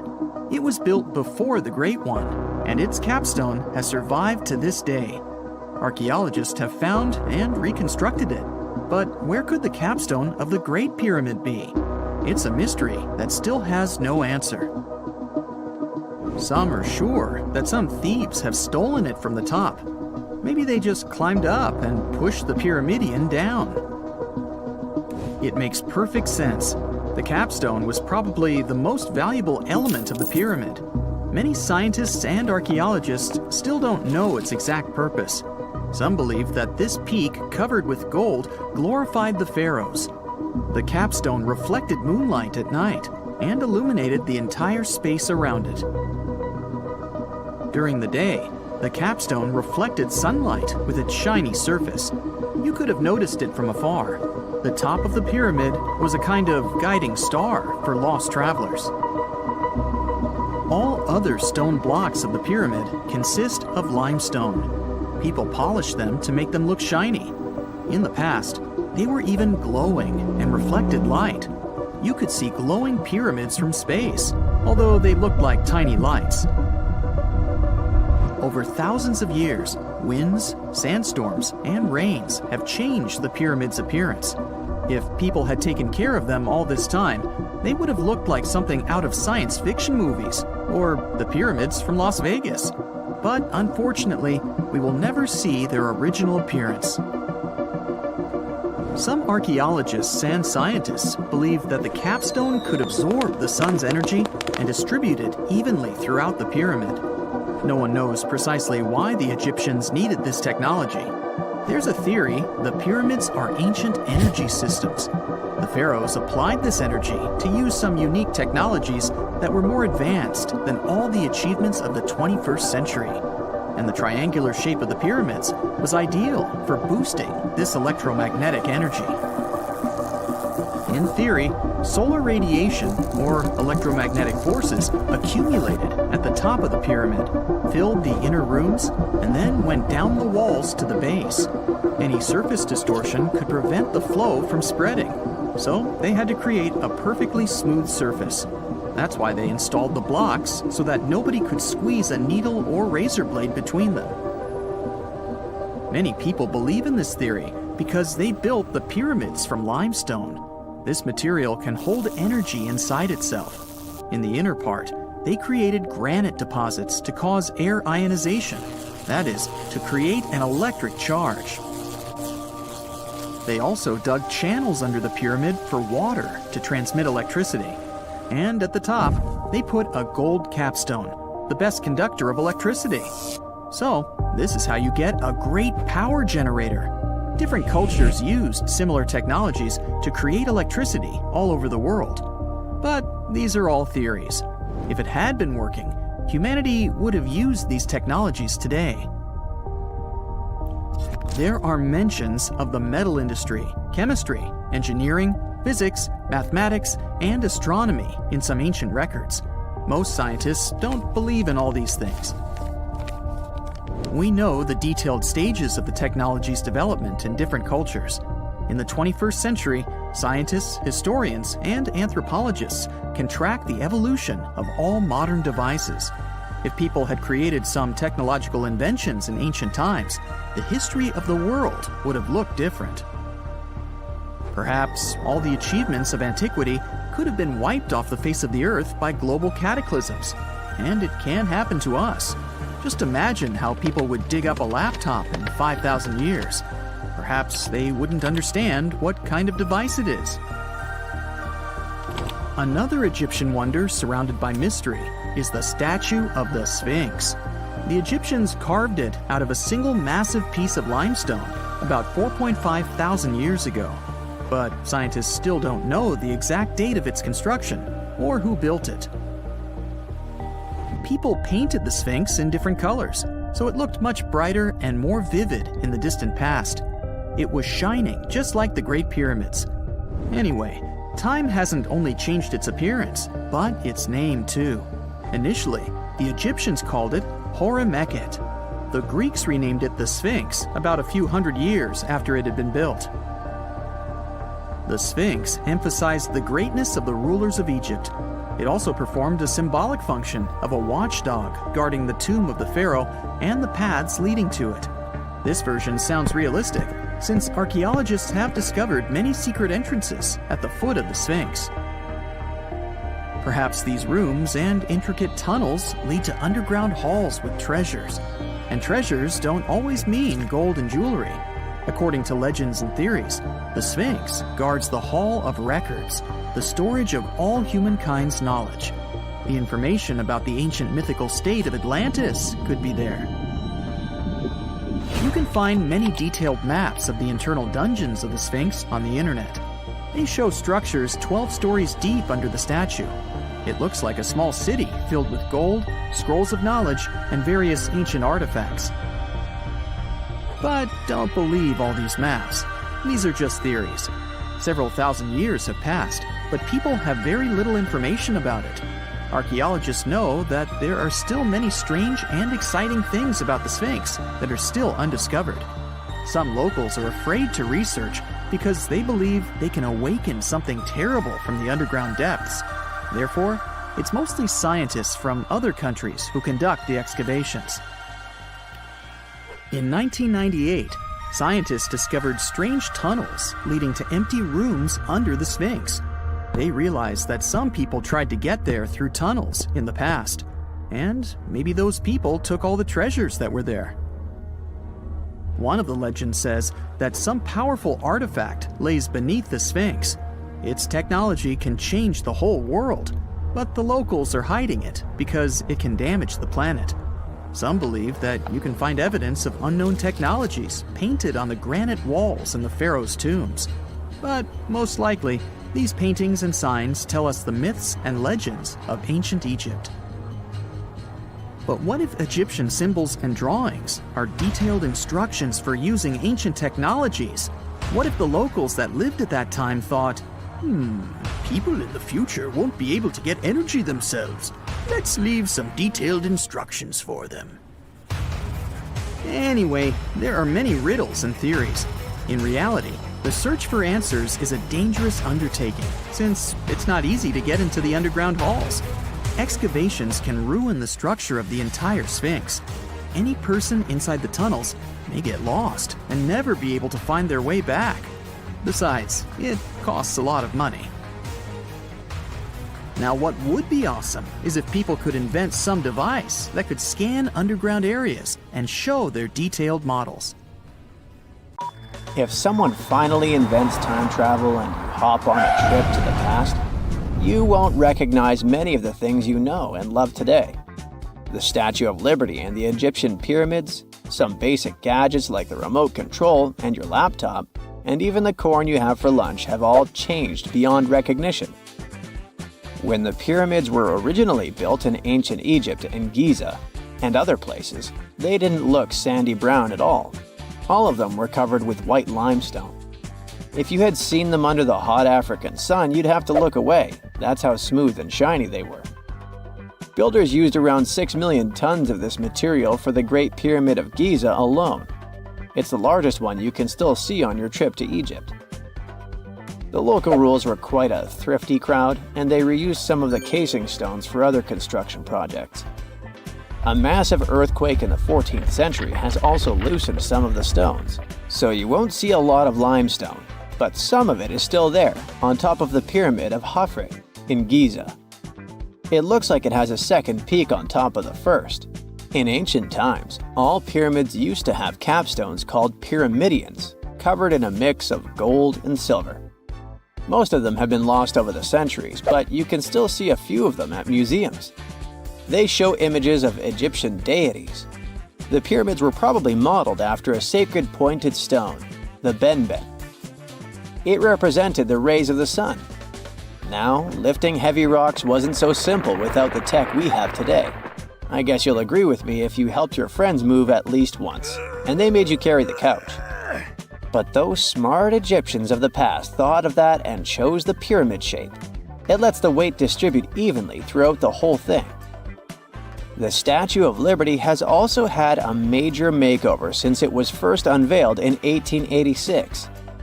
Believe it or not, it used to be a shiny brown color, just like a penny. 20 years later, it changed its color to green. It wasn't a fashion statement, but a chemical reaction. The statue is covered with hundreds of thin copper sheets. When copper reacts with air, it naturally forms a protective layer called verdigris. This layer protects what's under it from corrosion, and that's why statues and other things made of copper, brass, and bronze can last so long. When Lady Liberty first turned green, people in authority decided it would be a good idea to paint it all over. It was way before social media, so you couldn't just drop an angry comment under the post describing the idea. But they wrote about it in the local newspapers, and the public didn't love the idea. Then the Times interviewed a copper and bronze manufacturer, and he confirmed they shouldn't repaint it, because removing the protective layer would mean destroying the statue. Over the years, people have suggested painting Lady Liberty several times, but no one has ever done it. I don't know about you, but I can't imagine that lady in any other color, so I guess it's for the better. You love bananas as much as I do? Next time you enjoy a juicy soft one, remember you gotta thank selective breeding for that texture. The original wild bananas had many large, hard seeds and not so much delicious pulp. And hey, who doesn't like a sugary watermelon? It has a history of over 5,000 years, and it used to have bitter, yellowish white flesh and was really tricky to open. Selective breeding saved the day again, and watermelons got way sweeter. Japanese scientists went further and invented the seedless version. Corn's grandmother is a Mexican grass called teosinte. The kernels in this grass were small and hard to get. Farmers from many thousands of years ago saved the seeds only of those plants that were larger or tastier, or with kernels that were easier to grind. Thanks, my friends, for giving us the corn that's edible and even delicious. And just imagine, wild avocados were so small that they could easily fit in the palm of your hand. The pit in them was so large you wouldn't find much edible material inside. They also had a much harder shell than the ones we're used to. You probably wouldn't get a lot of work done without your beloved computer today, but I can't tell you exactly whom to thank for this invention. The ABC from 1942 is one of the contendants for the title of the first computer.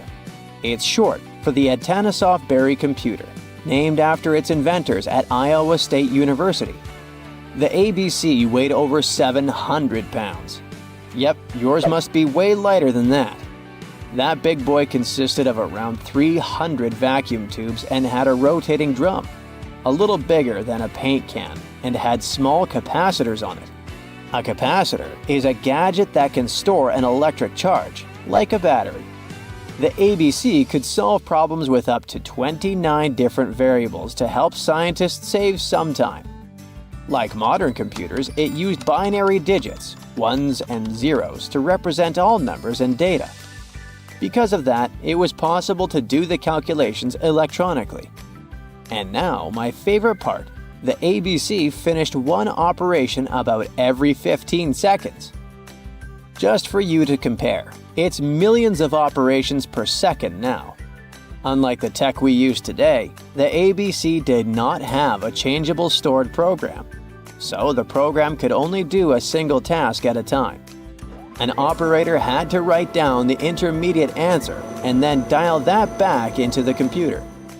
Sounds like another reason to be happy we live in the 21st century. That remote control you use for all sorts of appliances has gone a long way too. Nikola Tesla, who gave us alternating current, designed one of the first wireless remote controls back in 1898.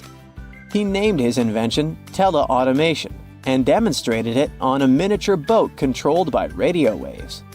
The boat had a little metal antenna attached to it. Tesla sent signals to the boat using a box with a lever and a telegraph key, which was his version of a remote control. Those signals set electrical contacts on the boat into motion and moved the rudder and the propeller, and Tesla was controlling the boat. The concept of the remote control soon spread to other gadgets. The first television remote control followed in 1950. It was designed by the Zenith Radio Corporation called LazyBone. Don't take it personally, please. This LazyBone had a massive cable that was attached to the TV set, and those who tried it didn't fall in love with the invention because they tripped over that cord. I feel your pain, my friends. If you live or work on one of the top floors, you gotta love this one. Meet the first passenger elevator. It traveled at the speed of 40 feet per minute. Not the fastest, I know, compared to today's record, which is 40 feet per second. But hey, it was built back in 1857 in New York and was more of a tourist attraction than a necessity. The elevator had a steam engine hidden in the basement of a 5-story building. 3 years later, they shut it down because the public didn't appreciate it. Otis Tufts filed the first patent for a vertical railway around the same time. His invention included an actual car with a bench inside for people to sit on. Sounds like a great spot to hang out with friends to me. What do you say? Then they started adding elevators to luxurious hotels around the world. They were entire rooms with a rich design, upholstered seats and mirrors on the walls, and sometimes even a small chandelier. There was an obligatory operator who'd close the door and the car would start its super slow ascent. It was still more about style than about speed, so I guess I'd choose the stairs. If there's a question that still baffles archaeologists to this day, it's this one. How did the ancient Egyptians build those magnificent pyramids? As far as we know today, their resources were quite limited, especially in terms of tools and building materials.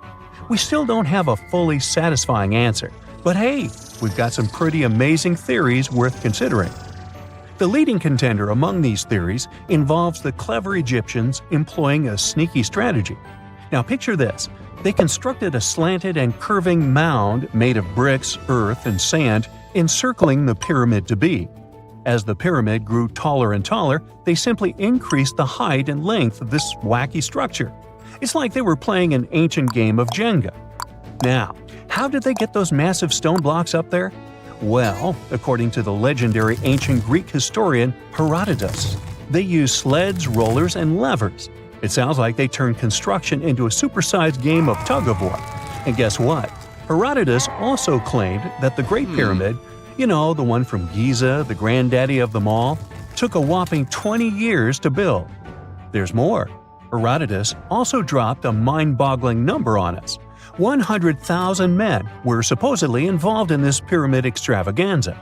Did they hire the entire Egyptian population? Well, it might not be as far-fetched as it sounds. These men were probably mostly farmers, so they probably focused on the pyramids when there wasn't much work to be done in the fields. Like during the flood season of the Nile River. Obviously, specialists in the archaeological community had something to add to this theory. By the late 20th century, they discovered some evidence that suggests the workforce might have been smaller and more permanent than previously thought. Instead of a massive army of 100,000 pyramid builders, they proposed that a modest crew of around 20,000 workers, accompanied by support personnel like bakers, physicians, and even spiritual leaders, could have gotten the job done. There was also this theory that claimed that the pyramids were actually built from the top downward. It suggested that these colossal structures were nothing more than isolated hills used as quarries. The stones were supposedly drawn from these hills, and over time, competing engineers took charge and transformed them into the iconic pyramids we know today. Now, before you dismiss this theory as a wild fantasy, some folks thought it wasn't completely crazy. After all, there are instances where isolated hills exist, so maybe this theory had a tiny glimmer of truth. Whether it involved ramp building or ingenious work schedules, one thing is clear. Those pyramids have definitely left their mark on history and on our imaginations. Now, speaking of ancient Egyptian mysteries, there's this gigantic unfinished obelisk sitting in ancient Egypt, and scientists are trying to figure out how it was shaped. Now, some people suggest that our industrious ancestors used handheld pounders to get the job done. One expert has a different take on the matter, though. He argues that if we take a closer look at the pattern left behind by the shaping tool, we'll notice something peculiar. The walls of the trenches surrounding the obelisk display a neat and even pattern, which is pretty unlikely if they were pounded away by mere mortal hands. According to this expert, those horizontal striations are usually the result of a tool that takes breaks while removing material, leaving its mark on the surface. But wait, there's more. Imagine the tool being rocked back and forth against the trench walls, clearing away the waste to keep the trench from narrowing. Well, in that case, the tool might have left some funky horizontal striations where it was pressed against the sidewall. This sounds like some fancy technology at play, don't you think? And guess what? The dynastic Egyptians probably didn't have access to that kind of know-how. Another famous Egyptologist from way back also uncovered a bunch of core drills during his adventures. Although the actual drill bits are missing, his collection houses these particular core remnants made of limestone, alabaster, and even granite. These constructions aren't the only amazing thing the ancient Egyptians left behind, though. As it turns out, the Egyptians were the genius minds behind the creation of the handheld mirror. Yeah, that little mirror you use every day to check yourself out. But here's the twist. These mirrors are like pieces of art. They were decorated with inscriptions and figures. But that's not all. The Egyptians had a serious concern with their appearance. They knew the importance of personal hygiene and looking fabulous. So, in their quest for pearly whites, they invented toothbrushes and toothpaste. Dental problems were pretty common back then, and their smiles weren't exactly all white. Dentistry wasn't their strongest suit, you see. Maybe their minds were distracted by all that pyramid building. So that doesn't mean those ancient toothpaste recipes weren't amazing. One delightful concoction included rock salt, mint, dried iris petals, and pepper. Some brave dentists in the 21st century tried it out, and it worked pretty well. Ground-up ash was also used in another recipe to create a tooth cleansing paste. Mint was missing, so that didn't do much for their breath. That's when the genius Egyptians came up with the world's first breath mints. They made tablets from heated spices like cinnamon, and they mixed it with honey. Now, let's shift gears to home decor, Egyptian style. They surely took ornamentation to the next level. While the concept of decorating furniture started in Mesopotamia, the Egyptians cranked it up a notch. They went all out with different colors of ink and even developed various weights of paper. Oh, and let's not forget about those cute little area rugs we all have in our homes today. Guess who came up with the idea? Yep, the Egyptians. They used the versatile papyrus plant to make those cozy rugs. And speaking of trends, the Egyptians loved their knickknacks. They had an assortment of small figurines in the shapes of cats, dogs, and people. These statues were made from various materials, like simple sun-dried mud to the ultimate bling of gold. It all depended on how loaded you were. The Egyptians were also all about farming, and they knew that clean water was crucial for their crops and animals. That's why they came up with some nifty inventions and techniques to make sure their land was fertile and their plants were happy. First off, they had the genius idea of using ox-drawn plows. They had two types of plows, heavy and light. The heavy plow would strut its stuff, cutting deep furrows in the soil, while the lighter plow followed behind, fluffing up the earth. But they didn't stop there. After plowing, the Egyptians would break up clumps of soil and sow the rows with seeds. To give those seeds a good old squish into the furrows, they'd march their livestock across the field, effectively closing up the furrows. But hey, all that hard work would be pointless if their seeds were as dry as the Sahara.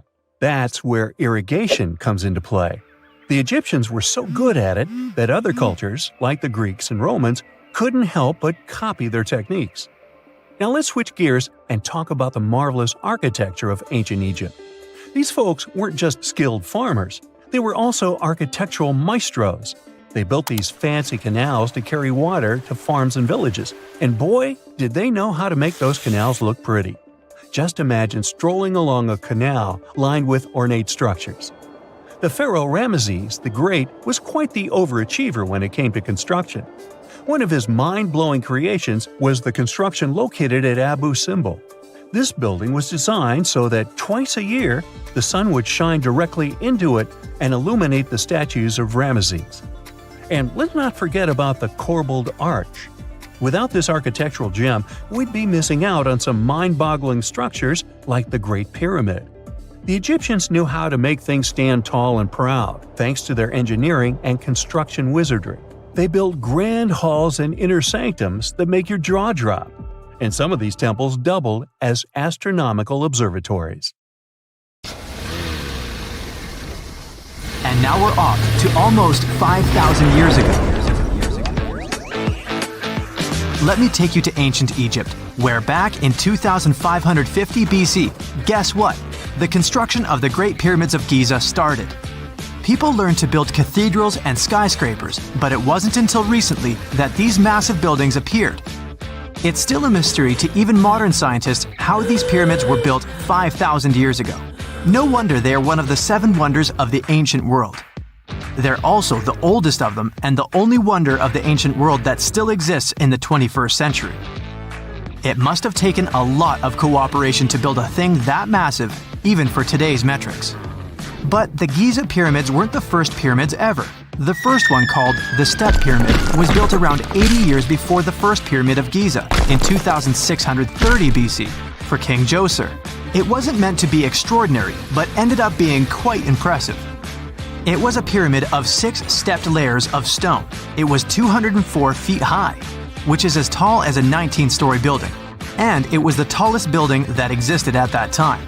It wasn't just a pyramid though, it was surrounded by a whole complex of buildings, including even courtyards. In ancient Egypt, people believed in the afterlife, so everyone, especially kings, wanted to make sure they had everything they needed to get ready for it. Here's why the pyramid complex was perfectly supplied with a lot of objects people used every day. The complex included a pyramid and a kind of a palace. Those buildings had many things the king loved and might need one day, like furniture, food, and gold vessels. After Djoser, building pyramids became common practice, but many pyramids weren't finished. It would usually take about 20 years to build one. But many rulers reigned way less than that. Overall, there are more than 100 pyramids. The most famous pyramids are the Great Pyramids of Giza. The first one and the biggest one was built for Pharaoh Khufu, around 2550 BC. Initially, it was 481 feet tall, which is as tall as a 40-story building. The second pyramid was built for Khufu's son, Pharaoh Khafre, around 2520 BC. It's just a bit shorter, usually standing at 471 feet high, a 39-story building. This is the pyramid with the famous statue of the Sphinx. Sphinxes have a lion's body and a human head. They were built to guard important areas. This one has the head of Pharaoh Khafre and is guarding his pyramid, facing the sunrise. The Sphinx is most well known and is one of the world's biggest and oldest statues. Originally, it had red color and did have a nose. It's still possible to see the trace of red pigment by its ears. But no one knows exactly when the nose disappeared. For some time, the Sphinx was sort of hidden underground, being covered with sand up to its shoulders. Luckily, in the early 1800s, an adventurer with a team of 160 people dug it out. The third pyramid of Giza is the smallest one, being more than twice shorter. Originally, it was 218 feet high, about the height of a 20-story building. Built in 2490 BC, it was a pyramid for Khafre's son, Menkaure. The pyramids are designed to align with the points of the compass, and their sides symbolize the rays of the sun. But back at the time, there were no compasses. Ancient Egyptians figured out the directions themselves, and with amazing precision. To align the pyramids, they used two constellations. Originally, the pyramids were covered in smooth white limestone and had a gold-silver top to reflect the sun. Later, the white limestone was taken from the pyramids by other kings and used for other buildings. Scientists estimated that ancient Egyptians used about 2.3 million stone blocks to build the first pyramid. Each block weighed more than 1 ton. This is the weight of a rhino. Some blocks were even bigger, being almost as heavy as an elephant. 4.5 millennia ago, there was no modern equipment to help build it. There were no machines, no wheels, and even no steel. The only metal available to them was copper. Even today, scientists aren't sure how the Egyptians managed to build the pyramids. There are no records left that would shed light on it. Some even think that Egyptians wanted to keep it as their secret and didn't even record it on purpose. Many believe that poor people and foreigners built the pyramids, but it's not true. Actually, the builders were very skilled workers, and they were fed and paid well. The archaeologists claim that the builders lived in a nearby temporary city and were a highly organized community with a strong leader. Scientists say that around 20,000 people worked on each pyramid complex, and it took about 20 years to build each. It probably was a national project. The construction site was large in resources, and food and essentials were likely to be contributed from all parts of Egypt. Even with all that support, it remains unclear how people managed to cut, transport, and assemble those huge stones. One of the theories suggests the stones were most likely transported on boats down the Nile River. Then, there was a harder part. They had to be moved to the construction site. For that, they probably used wooden sleds. It wasn't very hard to pull them because the sand mixed with the right amount of water was pretty slick. And 10 people could move a sled even with a rock weighing 1 ton pretty easily. Finally, one last problem. The stones had to be lifted and put into place. Archaeologists have discovered the remains of the ramps system that dates back to when the pyramids were built. Most likely, the Egyptians designed a unique system to move and pull huge stone blocks, but no one knows what it looked like exactly. The most common opinion is that there were several ramps around the pyramid to help move the blocks. The ramp was growing with the pyramid getting higher. They suppose people were walking up the stairs, pulling the stone on the wooden sled up in the middle on the sandy ramp. But this is just one of the options. Others say that the ramps were going around the pyramid. Some say the ramps were inside the pyramid. But we'll never know for sure, and it'll forever remain a mystery, just like the ancient Egyptians wanted. Surprisingly, there's not much inside the pyramids. Most of it is just solid stone with very little open space. But let's take a quick look inside the biggest of the pyramids of Giza.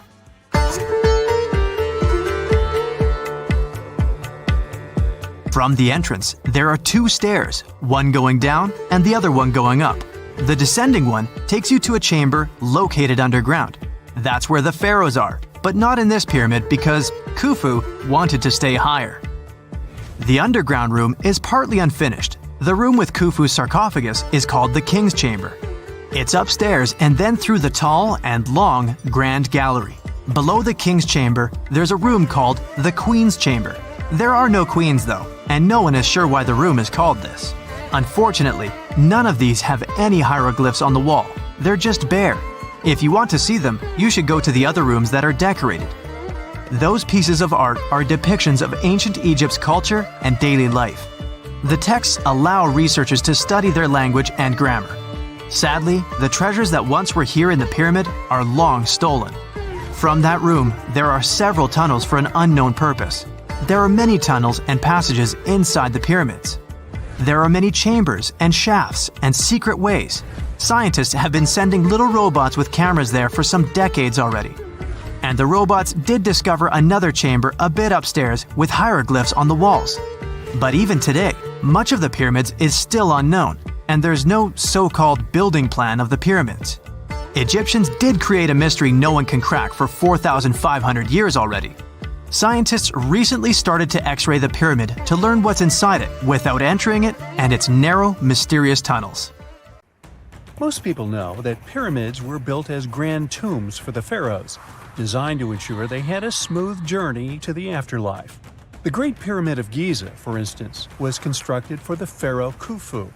But what most people don't know is that this whole pyramid building trend started right here with the step pyramid of Djoser about 4,700 years ago.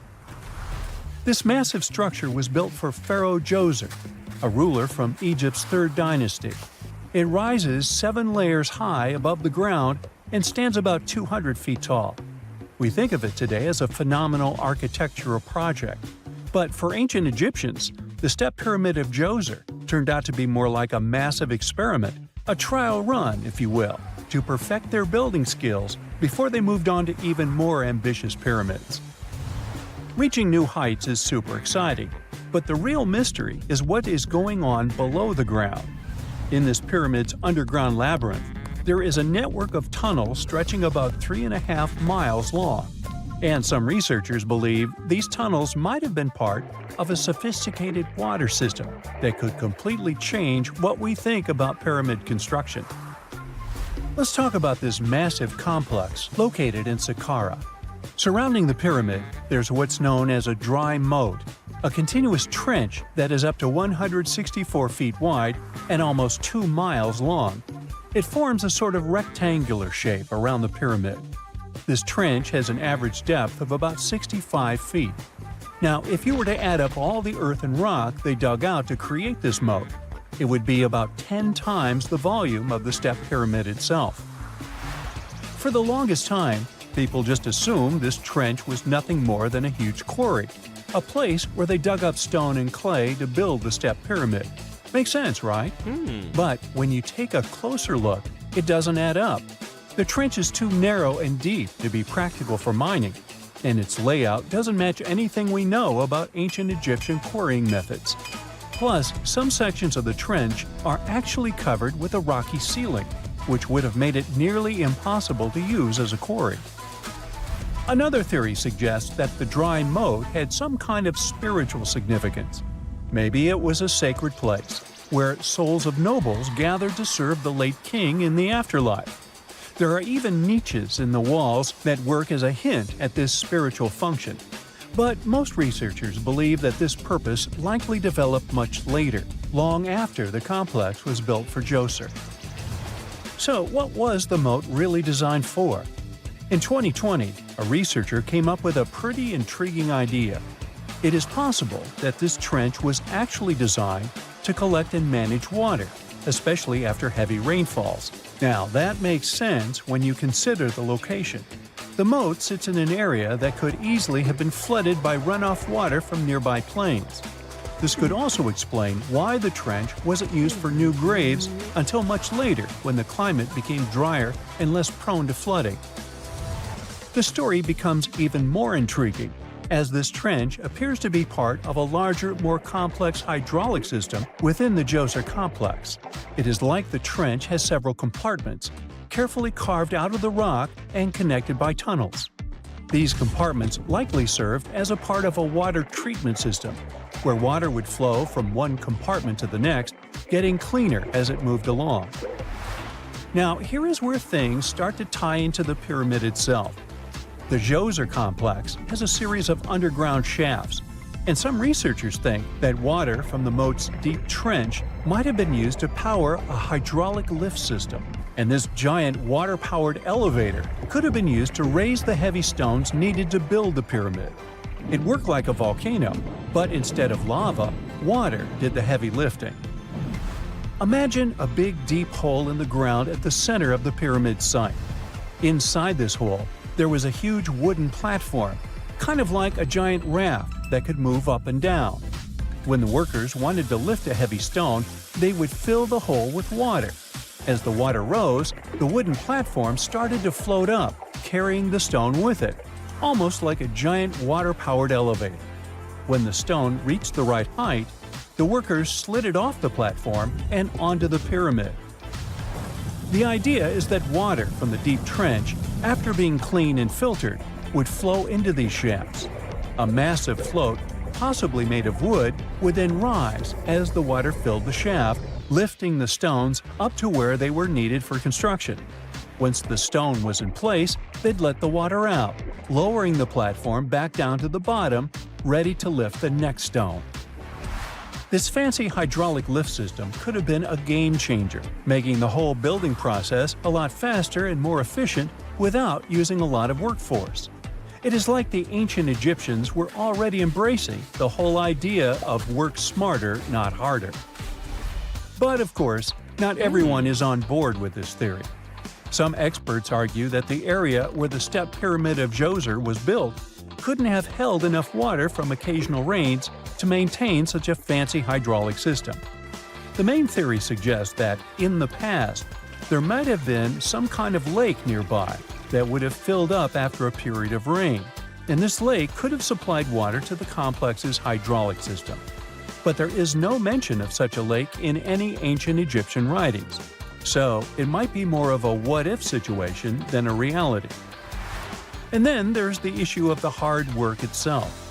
Remember when I said this method could have allowed the ancient builders to raise stones with far less effort? Well, that might not be entirely true.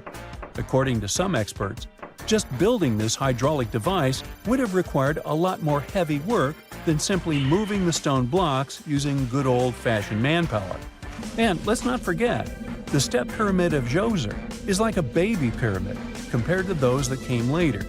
The stones used for Djoser's pyramid weighed, on average, about 660 pounds each, which is nothing compared to the more than 2.5-ton blocks used later for the pyramid of Chephren.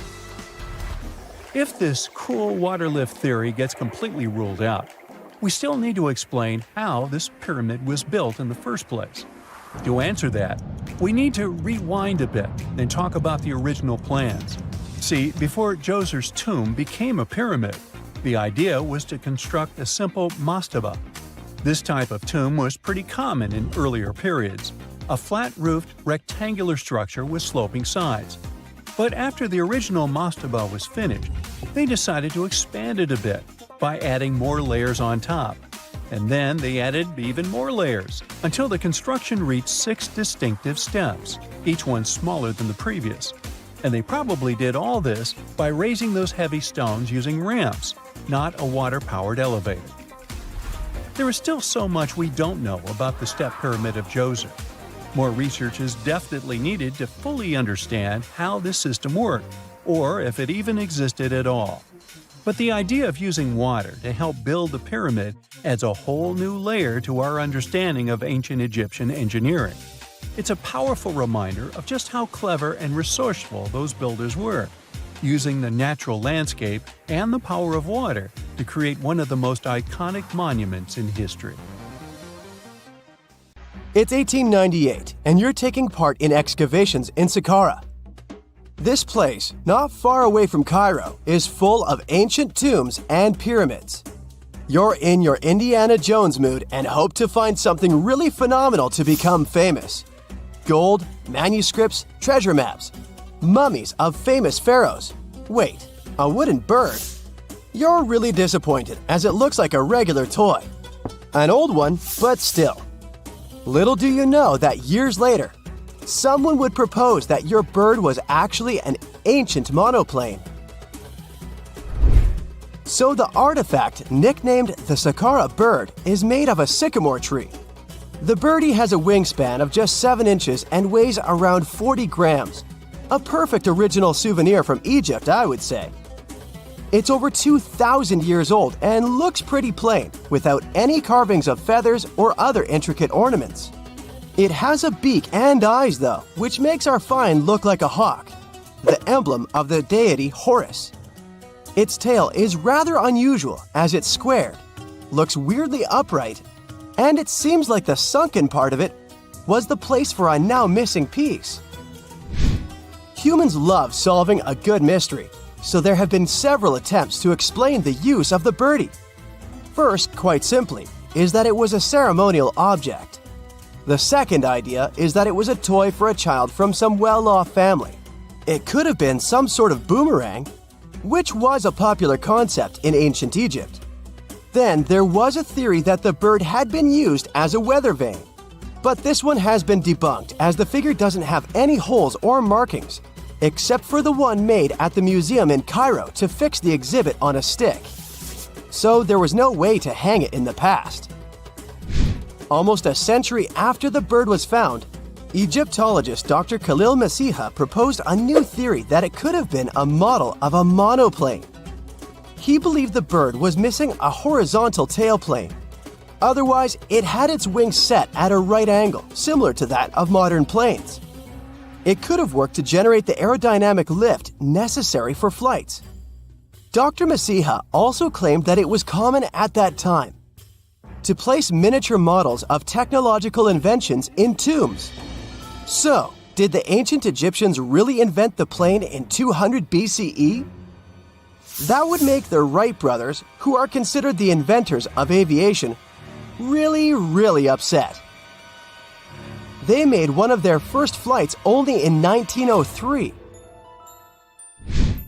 There's just one way to know for sure, and that is to test the model. But you know, the ancient museum in Cairo would unlikely let one of their cherished exhibits fly around like a toy. That's why glider designer Martin Gregory built a similar model, this time of balsa wood, and concluded that even with the missing tailplane, the plane wasn't much of a flyer. Case solved? Not really. This didn't sound convincing enough to the History Channel, so they invited an aerodynamics expert to build another replica of the bird. He tested it in weather conditions similar to those in Egypt and was impressed with the little plane's abilities. So, if they did invent the prototype of a plane back in the times of pharaohs, it would be a good example of an oupart. That's an out-of-place artifact, an object that's way ahead of its time in terms of technology or history. And the Saqqara bird isn't the only example of such a revolutionary concept. In 1901, a group of divers retrieved the Antikythera mechanism from an underwater shipwreck near the Greek island of Antikythera. It's been dubbed the world's first analog computer, and it's currently dated around 100 BCE. The bronze mechanism could tell the position of the sun, moon, planets, and stars, as well as the lunar phase, the dates of upcoming solar eclipses, and even the speed at which the moon moves through the sky.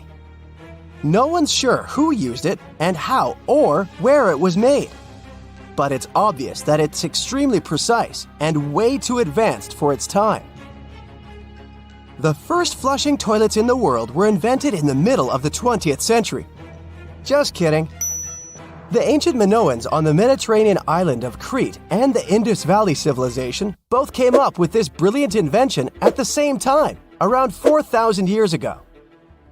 The plumbing and sanitation were so well done that no one managed to design anything better until 2,000 years later. One ancient Minoan lavatory was discovered at the Palace of Knossos. It looks like it had a wooden seat set over a tunnel that directed water from a rooftop reservoir to an underground sewer. Other varieties got water from jugs. Only the super rich people could afford all this glory. So if you wanted to shop for real estate back then, the flushing toilet would be a telltale sign you were in the rich neighborhood.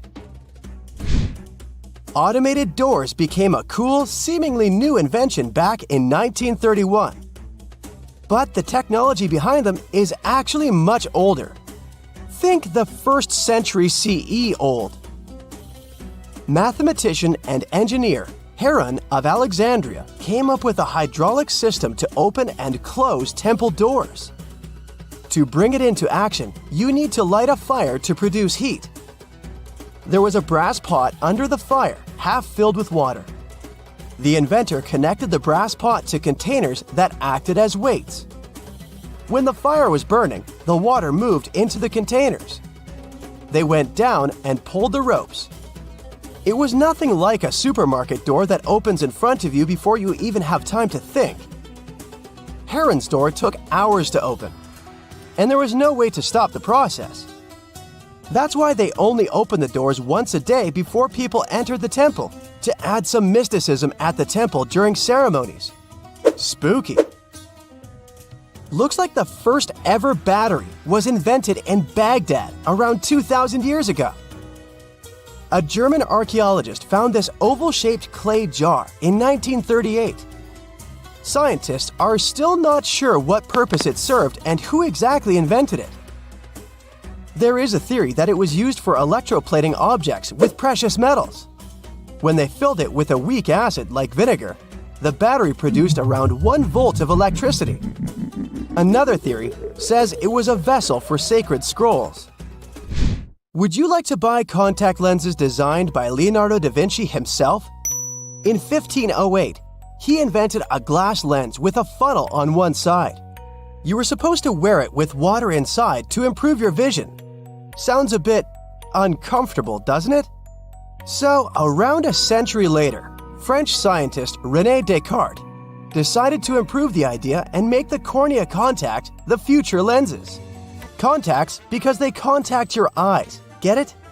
The glass tube with liquid did help improve vision, but blinking was sadly impossible.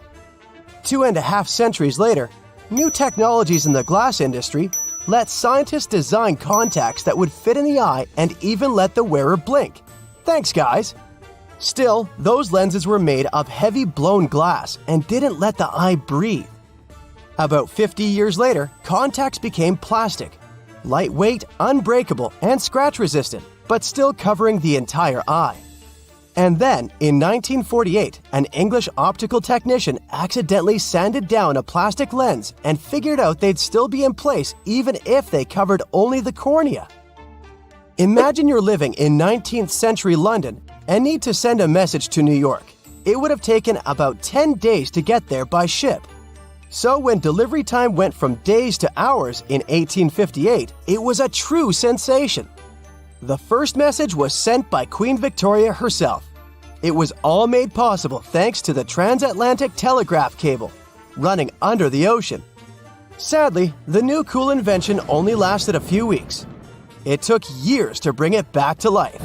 This just in, the world's oldest pyramid was built during the last ice age. And I'm not even talking about Egypt. I'm saying our ancestors might have spewed a 27,000-year-old pyramid in West Java. Gunung Padang is not exactly shouting pyramid. It's more of a mound with huge scattered stones tossed all over it. But local people seem to revere it, and they have for centuries. It wasn't until recently that the Indonesian authorities decided to excavate a bit deeper to see what all the fuss was about. They ended up finding the remains of a human settlement. It was rather unexpected, since the mound is pretty high up. This excavation could only prove there were humans in the area as far back as 45 BCE, which sounds reasonable. It was up to an Indonesian geologist named Donnie Hillman to prove that Gunung Padang is the world's first pyramid. He used all sorts of new technology to support his claim. Our guy used carbon dating, which digs deep into the earth and takes whole chunks of soil. He found layers and layers of constructions, like he was digging up Rome and finding ancient buildings buried in the ground. His research proved that there had been caverns and even rooms down there, which could only mean one thing: humans. As for the rocks located up in the mound, they were most likely strategically placed by the people who lived there back in the day. They needed a place to meditate, so they arranged things in a harmonious way. Their smooth surfaces wouldn't be the result of years of erosion, but the works of great sculptures, the Michelangelos of their day, let's say. If this is all for real, then human civilizations began way before we think they did. Our ancestors, the Paleolithic humans, didn't have what it took to be considered a civilization, especially not the tools and knowledge to build pyramids. They needed a lot of masonry skills, which weren't all that available during the last ice age. His peers don't share this view, though. They could believe Hillman's theory if he had found evidence such as charcoal and bone fragments, but he didn't. Flint Dibble, another archaeologist, says that without concrete evidence of human activity, there's no proof of an actual pyramid. In this case, all the data proves is that the soil in the mound dates back to 27,000 years ago. He thinks the rocks on top of the mound just slipped down the hill, like rocks normally do. Only a complex society would have managed to build a stepped pyramid like they claim it was. But according to Bill Farley, an American archaeologist, there's just no reason to believe there were any settlements in Indonesia during the last ice age. Now, just so you know, the oldest known ancient society with this kind of knowledge is probably 11,000 years old and used to occupy the region of modern-day Turkey. Take a look, Turkey's Göbekli Tepe. It's also not a pyramid, but it's the oldest monolithic construction made by humans. Back in the Neolithic period, a lot of people settled there, and there are proofs for it. For example, the walls there are covered in ancient drawings of clothing and wild animals. Until recently, the title of the world's oldest pyramid went to a three-sided construction known as the Djoser Pyramid in Egypt. Djoser is located just a few miles south of the Giza complex in a town called Saqqara. It made its way to popular culture more than once. In the 18th century, it became a common feature in European paintings. Young men from the cultural elite did a grand tour around the world, and Saqqara was at the top of their list. It was also featured in the video game Assassin's Creed, with a digital representation way more accurate than many historical drawings of the thing. That was kind of a big deal in ancient Egypt, to build pyramids for kings to spend their afterlives. And if you thought the Khufu pyramid was the oldest one in the world, well, Djoser was built 70 years ahead of that time. The development of new technology has allowed archaeologists to make groundbreaking discoveries, and a new, or should I say ancient pyramid in South America might win the title in dispute. It turns out that pyramids were also pretty fashionable in the Americas in the old days.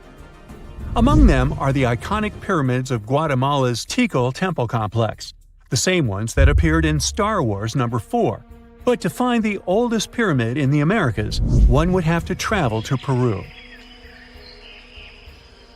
Deep in the Peruvian desert, archaeologists stumbled upon a sprawling ancient metropolis known as Caral. At first, researchers believed that the settlement was pretty recent, since the site was way too complex for ancient technology to handle it. As we said, Caral is a desert town, like Las Vegas, but without all the hoopla. This means no easy access to water. And for cities like these to thrive, they need a considerable irrigation system, which leads us back to complex technologies. The Peruvians surprised us all with this new discovery. This site was huge, filled with an amphitheater, houses, and religious buildings. The whole thing probably sprawled through 370 acres. And when scientists went to test their initial hypothesis using radiocarbon dating, they found that the city probably sprung around 2027 BCE. On the site, archaeologists found 6 pyramids that could possibly predate the one in Saqqara.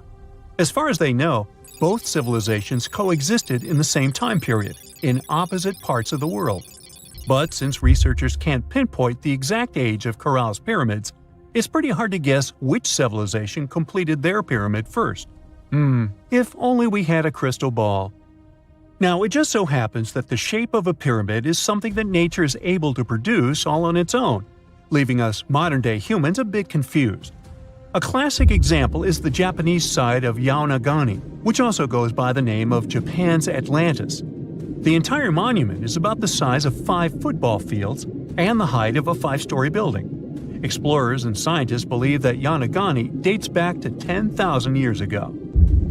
For Japan's top marine geologist, Professor Masaki Kimura, Yonaguni is the heritage of a lost civilization. Kimura has dived into exploring the ruins over 100 times over the past 10 years. To him, there are clear signs of human activity down there. Check out this triangular-shaped pool on the monument's surface. Kimura thinks it's actual proof of humans because this triangle-shaped concave is a historical symbol of water fountains in the region. As it happens with a lot of these cases, not all scientists are convinced the same. For many, Yonaguni is probably the result of thousands of years of erosion, and the fact that the monument is composed of one massive rock leads them to believe it is not really human-made. Sure, these huge basalt columns may look like the ruins of a palace, but they're most likely the result of the intense volcanic activity in the region. And speaking of natural formations that really look like a human made it, a pyramid on Mars has been a hot topic lately. Humans have been keenly trying to prove that there is life on Mars for quite some time. But some are stretching it really far, saying that little green or gray people built a pyramid on the planet to try and build their own civilization. This picture was taken over a decade ago by the Mars Reconnaissance Orbiter, the MRO, but it started to resurface recently. It shows what looks like a three-sided pyramid. Some people claim that the smooth side of the pyramid could only be the effect of otherworldly work. Then science comes along and explains that Mars is home to one of the deepest canyon systems in the whole solar system. The so-called pyramid is located in what is known as the Kandor-Chasma region. This Martian region has a bunch of similar formations that are nothing more than the result of erosion. Nothing supernatural going on there, apparently. There's a tiny island surrounded by the stunning clear Red Sea and a bustling underwater world. Zabargad, also known as St. John's Island, has no trees and consists mostly of peridotite, which is rich in peridot. And before you Google it, peridotite is a gemstone that has the nickname the Evening Emerald because of its sparkling green hue. Some historians believe Cleopatra herself loved peridots, and that lady could afford any jewels in the world. Geologists believe peridot forms as a result of the spreading of the seafloor. When the Earth's crust decides to part ways, rocks from deep down get pushed up to the surface. That's exactly how our treasure island formed. The African and the Asiatic continental plates bumped into each other, and rocks in the lower crust went above sea level. Peridot also comes from meteorites that have crashed into Earth, but that's really rare. Its color ranges from a brown-green color to yellowish-green to pure green. Yellowish-green is the most common shade you'll see in jewelry. This color is possible thanks to a good amount of iron in the stone. The deposits of this beauty are spread all across the world, from Vietnam to Arizona and Hawaii, Tanzania, South Africa, Sri Lanka, and Norway. And then, of course, there's Zabargad. So, this place is geologically unique as it's an island built of uplifted mantle, and it's also the oldest and longest known source of peridots in the world. The first people came here for the gemstones many centuries ago. Famous Roman philosopher Pliny the Elder mentioned in his writings that pirates had discovered Zabargad's treasures in the year 500 before the current era. The beautiful green rocks made their way to Queen Bernice of the Roman Empire. They came from the ancient trading port Berenike on the edge of Egypt's eastern desert. When the city fell in the 6th century, all work stopped, and the island with all its treasures stood alone for hundreds of years. In the 19th century, British explorers found the beautiful green island in the Red Sea and figured out it was the one described by Pliny the Elder a long time ago. Turkey did some mining here in the 20th century. Over just 4 years, they managed to collect over $2 million in peridots. They sent the gemstones to France for cutting. The work conditions on the island were nothing like a tropical fairy tale you could imagine. There was no drinking water for workers, so they had to install a gas-powered water condenser. Now, this territory belongs to the Elba National Park System. Most people come here to see the underwater beauties of the reefs. But if you look above the water, you can still see some beautiful sparkling peridots. If Christmas Island in Australia is on your travel list, plan the trip wisely. If you end up there in October or November when the wet season begins, you won't be able to enjoy a walk around. Red crabs cover the whole island like a blanket. And it's not one of those fluffy blankets you want to wrap yourself into. Over 100 million crabs are on a mission to reach the shore alive, marking a crucial phase in their life cycle. For the majority of the year, these red crabs reside in burrows and rock crevices. They have fruits, berries, fallen leaves, and various organic matter to keep them going.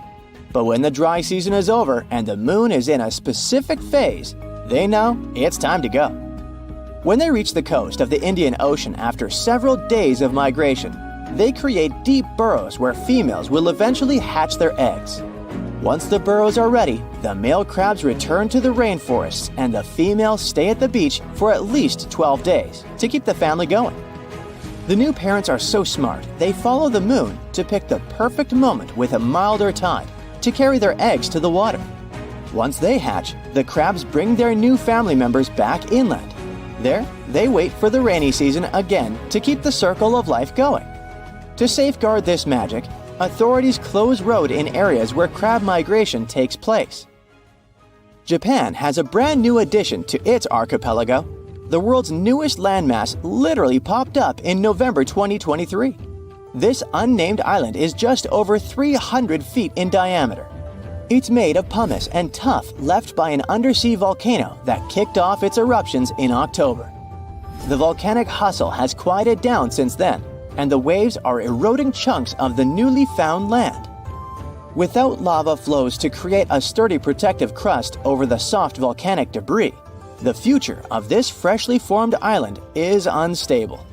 Similar islands had popped up before but were short-lived and vanished once volcanic activity ceased.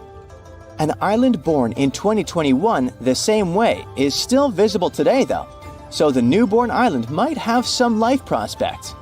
If not, we're likely to see more territories like this. Japan is super rich in active volcanoes on land, with over 100 in its collection. If you make friends with the Uros people living in the Lake Titicaca area and ask them for their address to send a postcard, they will have a hard time answering. Their ancestors from more than 500 years ago came up with a brilliant invention to protect themselves from the Incas. They built islands from totora roots and reeds that could be moved away from danger deep into the lake. Totora plants help the local community a lot since it's water resistant and is used for all sorts of things, from building boats to roofs and mattresses. The islets are even edible, and the flowers of the plant they're made of are used for tea. So there are around 120 islets still preserved, and over 1,000 people can live on them. From 2 to 6 families share one islet home. Since there's no need to run away from the Incas anymore, they need to make sure the islets stay in one place. Every 15 to 20 days, the reeds forming the islets decay and need to be replaced. To prevent constant drifting, locals use eucalyptus rods as anchors, firmly securing the islets. Despite their small size, these islets have 2 spoken languages. The residents craft their fabric and create stunning outfits. Solar panels provide sufficient power for them to have light and even TVs.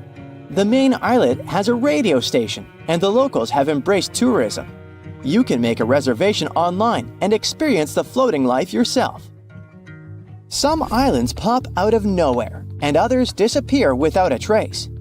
One of the most famous so-called phantom islands is High Brazil off the coast of Ireland. Before you ask, no, it doesn't have anything to do with Brazil. High is a variation of I, which means island, and Brazil comes from the root bres, meaning mighty, great, beautiful in Irish, and it gave the name to one of the local deities. This tiny mist-covered island was first mapped in 1325, but later attempts to pinpoint its exact location didn't come to one result. So, legend has it that the island appears only once in 7 years, and even those who claim to have seen it say they had just sailed right through it without bumping into any land. Captain John Nisbet shared the story of how he had not only spotted High Brazil, but got stranded on it with his crew. According to him, the island boasted a castle and was mostly uninhabited. There was even an encounter with an ancient grave gentleman who shared the island's ancient history over a lavish feast. In the late 15th century, a series of expeditions set sail from Bristol to find the famous island. All attempts failed, and High Brazil disappeared from the maps in 1865. We might never find out if it was there in the first place, but it's a beautiful story anyway. I bet you've never heard of the legendary oasis of Zerzura. This ancient city is said to be hidden somewhere deep in the Sahara Desert, and its discovery could mean unimaginable riches and untold secrets. According to an anonymous 15th century Arabic guide, the key to unlocking the city lies in the beak of a bird carved on the city gate. Zerzura might not be as popular as Machu Picchu or the pyramids, but that just makes it more mysterious. Legend has it that Zerzura is built around this big oasis somewhere in the desert west of the Nile. Apparently, it's made out of white stone and has all these luxurious houses and gold decorations. The story goes that a scribe wrote down the account of a traveler who stumbled upon Zerzura while looking for his lost camel.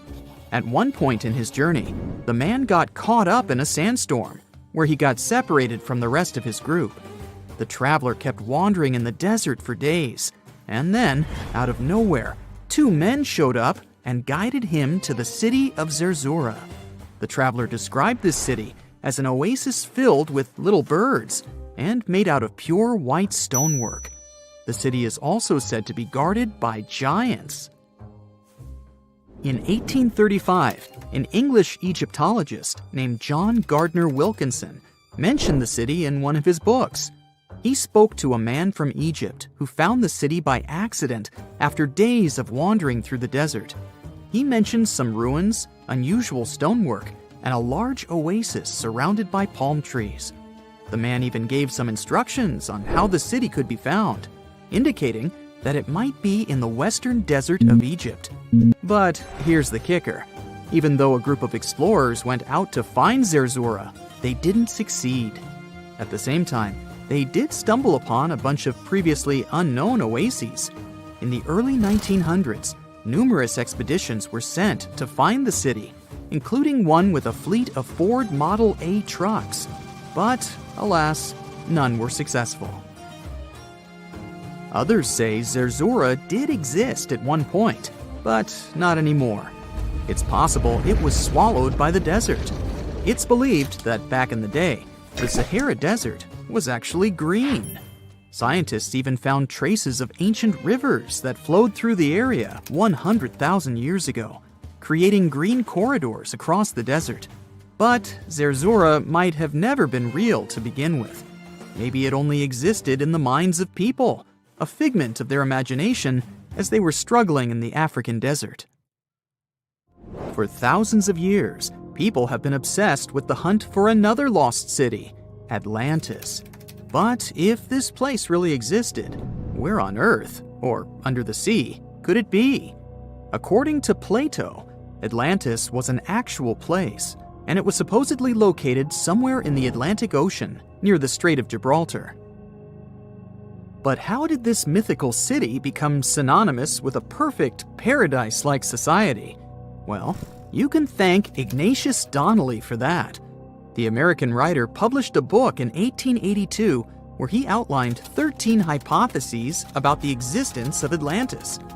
Donnelly truly believed that this lost city was where ancient humans lived in peace and joy for centuries. Donnelly even thought that Atlantis was the original source of many ancient civilizations around the world. And if we just followed Plato's clues, we could totally find Atlantis. Sounds like a treasure hunt, right? What inspired Donnelly to go on this quest in the first place, you might ask?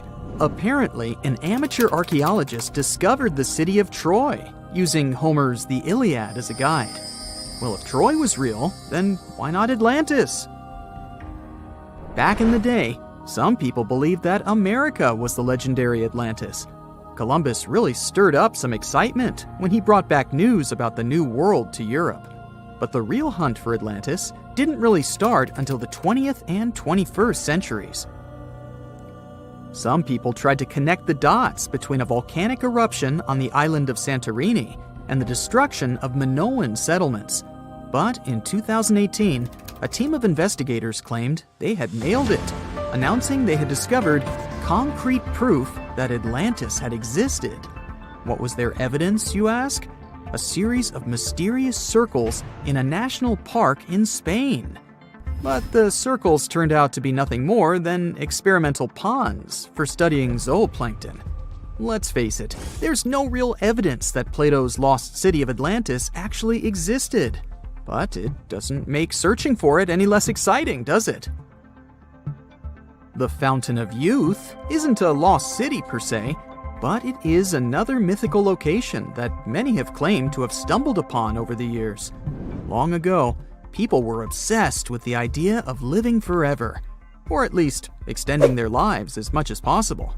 Each culture had its own wild story, like the Greeks talking about a magic fountain that let people live longer, or Alexander the Great finding a river of paradise that could heal the wounded. Japanese legends spoke of hot springs that could make you young again, while the Caribbean locals talked about the restorative powers of the water in one of their own mystical lands. Explorers searched far and wide for these magical waters, but nothing. Probably the most famous of all was the story of the Spanish explorer Juan Ponce de Leon, who thought he'd found it in Florida. Now, Ponce de Leon was quite a character. He sailed with Columbus and became an important figure in the area now known as the Dominican Republic. He found gold in Puerto Rico and even became the island's administrator. But when the ruler of Spain decided to replace him in his duties, he got upset and decided to explore Florida, looking for gold and the elusive Fountain of Youth.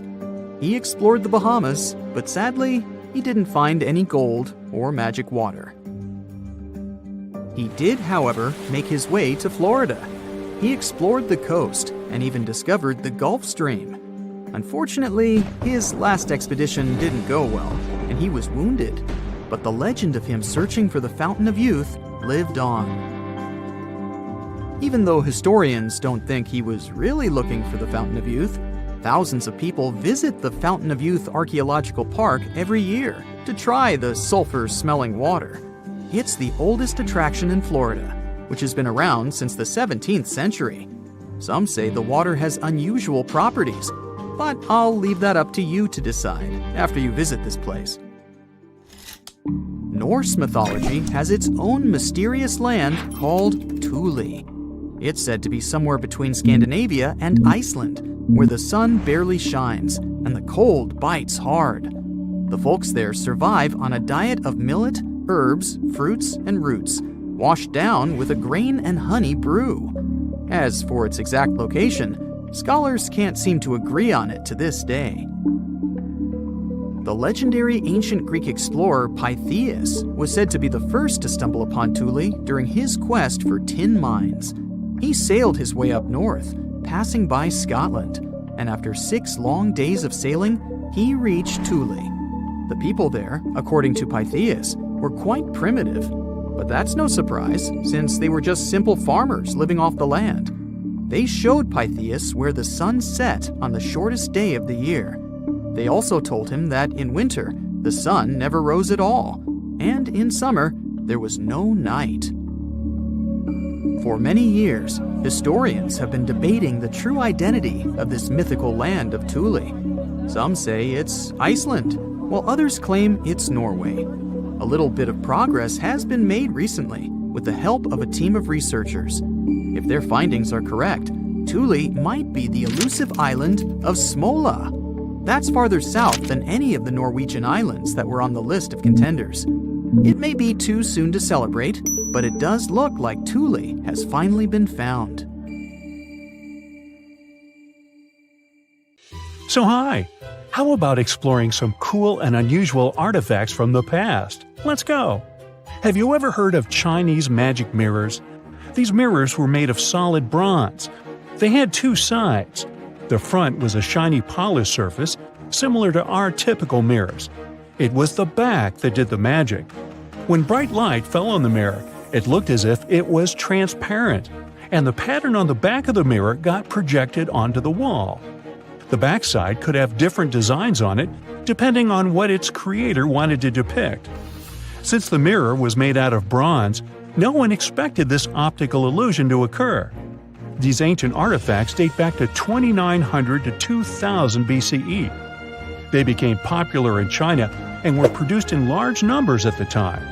Eventually, their fame faded away. For centuries, the magic of these mirrors baffled both people and scientists. In the 11th century, Chinese scientist Shen Ku decided to study the mirrors. He conveniently had 3 of them. He was surprised by the ability of the metal to act as if it were transparent. He believed that some tempering techniques created surface wrinkles on the mirror to make it translucent. Yet these wrinkles were imperceptible to the human eye.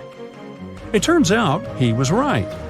Many scientists tried to decipher the open mirrors over the centuries, but remained clueless.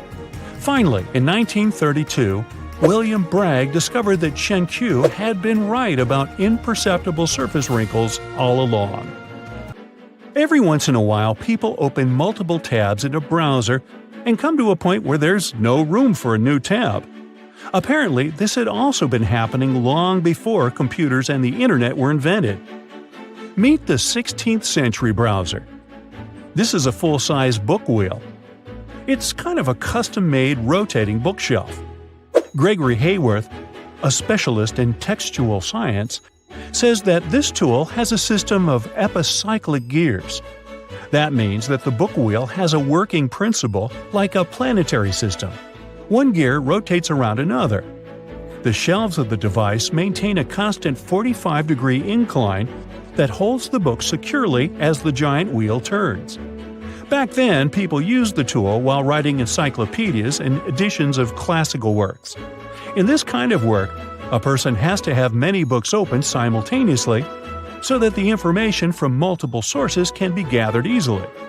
Italian engineer Agostino Ramelli is the inventor of this piece of early modern machinery. What if I tell you that sponge divers in Greece accidentally found an ancient computer? They pulled out this artifact from a shipwreck near Antikythera Island in 1901.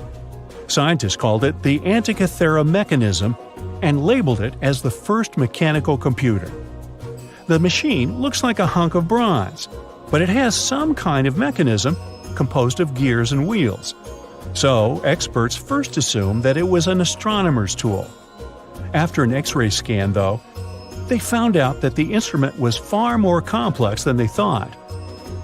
The artifact was meant to calculate astronomical positions, track the 4-year cycle of athletic games, and so on. It contained a box with dials on the outside and had an assembly of gear wheels attached. It's still unknown who built an instrument with this level of artistry 2,000 years ago and why this technology was lost. After seeing how sophisticated the device was, scientists accepted that their perception of ancient Greek engineering wasn't really accurate. Professor Michael Edmonds of Cardiff University admits that based on the knowledge they have, this mechanism shouldn't even exist. Edmonds says the machine is one of a kind and its astronomical calculations are precise. For him, the Antikythera mechanism is more valuable than the Mona Lisa. In 1929, scholars working in Topkapi Palace Museum in Turkey discovered a map. It became famous for being the oldest map showing the Americas. Perry Reese drew this detailed map on a gazelle skin in 1513. He depicted Europe, North Africa, the coast of Brazil, and several islands, such as the Azores and Canary Islands. The most exciting thing is that he created the map only 21 years after Columbus had set foot in the New World. Well, it was new to him. Perry Reese was a maritime scholar and a successful naval commander leading the Ottoman fleet. Yet, while drawing the map, he relied not only on his expertise in sailing. He created it by assembling and referring to 20 other regional maps, like the Arab map of India, 4 Portuguese maps, and the map of the western parts drawn by Columbus. Yes, the part he got from Columbus raised the heartbeat of many historians. Columbus drew a map during his 3rd voyage to the New World and sent it to Spain in 1498. It's assumed to be lost. Surprisingly, historians can now understand what Columbus noted down by looking at Perry Rees's map. Fun fact, he also drew another world map in 1528. Even though only about 1/6 of this map has survived, it's clear that it described the northwestern part of the Atlantic, the region from Venezuela to Newfoundland, and the southern tip of Greenland. The map also showed Antarctica centuries before its discovery. Historians had to rethink the chronology of history after getting this crazy information. Perry Rees described Antarctica's topography without ice in great detail. In the 1930s, workers found dozens of stone spheres in Costa Rica. Locally, they're known as bolas de piedra, literally stone balls. They were made by a civilization lost in time. What's interesting about these balls is their shape. They are perfectly spherical. How ancient people could make such precise shapes is a mystery. The spheres are of different sizes. Imagine a small one, like a tennis ball. Then put another one next to it, 7 feet in diameter. The largest spheres weighed 16 tons. Archaeologists are sure that these balls are human-made. Yet their purpose remains unclear. Some archaeologists claim that the spheres could represent the solar system or could be inspired by various stages of the sun and the moon. Others say that the stone's placement refers to the houses of chiefs. Most of the stone spheres were sculpted from granodiorite. It's a hard rock similar to granite. Experts believe that ancient people used smaller rocks from the same material as tools to shape these spheres. They also think that sculptors probably heated portions of the stones and then cooled them rapidly. This could have helped them to remove the outer layers of rock. Our next one is an ancient battery set found in Iraq in 1936. The set consists of a ceramic pot, a copper cylinder, and an iron rod. At the top, the iron rod is isolated from the copper by asphalt, and both the rod and cylinder fit inside the mouth of the jar. The copper cylinder isn't watertight, so if the pot was filled with a liquid, it would surround the iron rod as well. Archaeologists focused more on the oxidized iron rod because the vessel just needed to be filled with an acid or alkaline substance to produce an electric charge. After examining this bizarre artifact, an Austrian archaeologist hypothesized that the instrument made use of chemical reactions to generate electrical energy. That's why they likened the instrument to a battery. An ancient civilization might have used it for some kind of electrotherapy. Yet there isn't any electroplated object known from this period. So Koenig's hypothesis was rejected by many archaeologists, but nobody has proven him wrong either. The origin and purpose of the vessel remain unclear to this day. So, want to see the world's oldest art studio? In 2011, archaeologists found 100,000-year-old shells in a South African cave. Those shells were used for paint making. A coating of bright red powder on the inside of a pair of shells is the proof. Archaeologists say they found a complete kit used to produce a pigmented mixture. Now, in a different part of the cave, several paintings were displayed with little price tags on them intended for sale. Nah, just kidding. Although that big one over there would look good over my couch. Imagine you've booked a tour through the jungles of Costa Rica. All of a sudden, you stumble upon a huge stone sphere, nearly the length of a king-sized bed in diameter. How on earth did it end up there? And what does it symbolize? You immediately ask your guide. He's not as amazed as you are, and tells you that there are actually several hundreds of them scattered across the south of the country. The mysterious stone spheres don't have an official name. The locals simply call them Las Bolas. which means balls in Spanish, while historians refer to them as diquispheres, after the culture that produced them. Scientists have studied the sediment layers of the Earth around them and estimate that the earliest were made around the year 600 CE, and the newest ones date to the year 1000 CE. Many of the spheres were relocated after their initial discovery, and that's why archaeologists can't date them precisely. The Diquis culture completely disappeared shortly after they were discovered by the Spanish in the 16th century. Unlike the Mayas and the Aztecs, the myths or legends of these peoples didn't survive, so they cannot explain the existence of the mysterious orbs.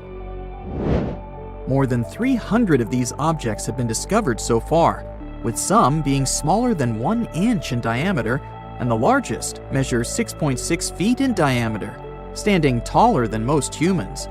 Although there are ones made from limestone, most spheres were carved out of a coarse version of basalt, a type of rock that forms when lava cools rapidly. Some orbs weigh up to 15 tons, and in most cases, their surface is smooth to the touch, although there are coarse, mostly unfinished pieces. If we throw away the theory that river erosion naturally sculpted the spheres, the ancient people seem to have created them by hammering boulders with other rocks. Once they got the rough shape they were aiming for, they would polish the rock to perfection, using techniques such as controlled fracture and grinding. The mysterious spheres are located in the Diquis Delta, on the coast of the Pacific Ocean. Most of them can be found in a place called Farm 6, which, alongside 3 other sites, was proclaimed a UNESCO World Heritage Site in 2014. The area contains other finds from the pre-Columbian era, such as paved areas, burial sites, and mounds. For centuries, the stone balls were hidden under a thick layer of sediment that protected them against the elements and looters until they were unearthed during the 1930s. The company that owned the land was clearing the rainforest for banana plantations when they stumbled upon these unusual stone constructions. Some were damaged by bulldozers, and some by workers trying to pry them open, as they believed there was gold hidden inside. It took a while before the authorities intervened to stop further damage to the finds. Doris Stone, the daughter of an executive of the company that owned the land, was the first to study the spheres. In 1943, she published an article in a leading American archaeological journal, turning the world's attention to the orbs. Expeditions soon followed, and archaeologists were immediately able to determine that the stone formations were human-made, probably created by the ancient indigenous population of Costa Rica. To this day, no one has been able to fully explain their function in a scientific way. It means there's still room for some wild theories about the sphere's origins and true purpose. The most popular theory in the scientific community is that the stone spheres served as decorations and status symbols, as many of them were found near the houses of chieftains. Local tribal leaders were also laid to rest with some of the smaller balls, so these stone formations were definitely associated with power in some way. Chiseling a boulder to perfection involved a lot of labor and planning, and only powerful individuals could afford it at the time. The other popular theory is that the boulders were used for astronomical observations. Individual spheres represented stars or planets, like a primitive map of the night sky. Since they were perfectly round, it was easy to roll them around. Before the jungle engulfed them, the area where they were found was a flat alluvial plain, ideal for rolling large boulders around.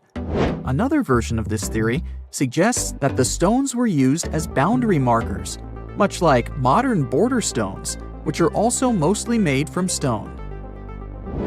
Finally, legends from other tribes that lived in the area tell of how the spheres were cannonballs that the deity of thunder used to drive away the deity of winds and hurricanes. We still don't know the original purpose of the Costa Rican spheres, but they remain an important part of the country's national identity. The National Museum in the Costa Rican capital, San Jose, has 6 of them in its courtyard. Many other spheres have become prized garden decorations for wealthy Costa Ricans. There's even one at Harvard University. More than a millennium after they were created, the mysterious stone spheres of Costa Rica are still associated with power and wealth. In terms of numbers, the stone orbs are not perfectly round.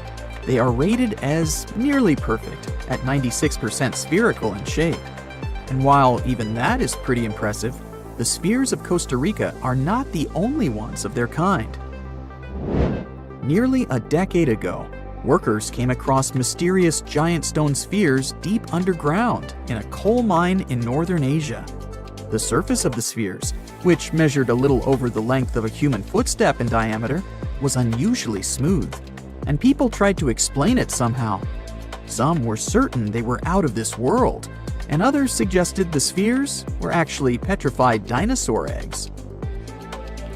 Scientists quickly put an end to further discussion, as it turned out that the mysterious spheres were concretions. Those are rock formations that take millions of years to form deep underground. Think of a pebble that picks up snow as it rolls down a hill.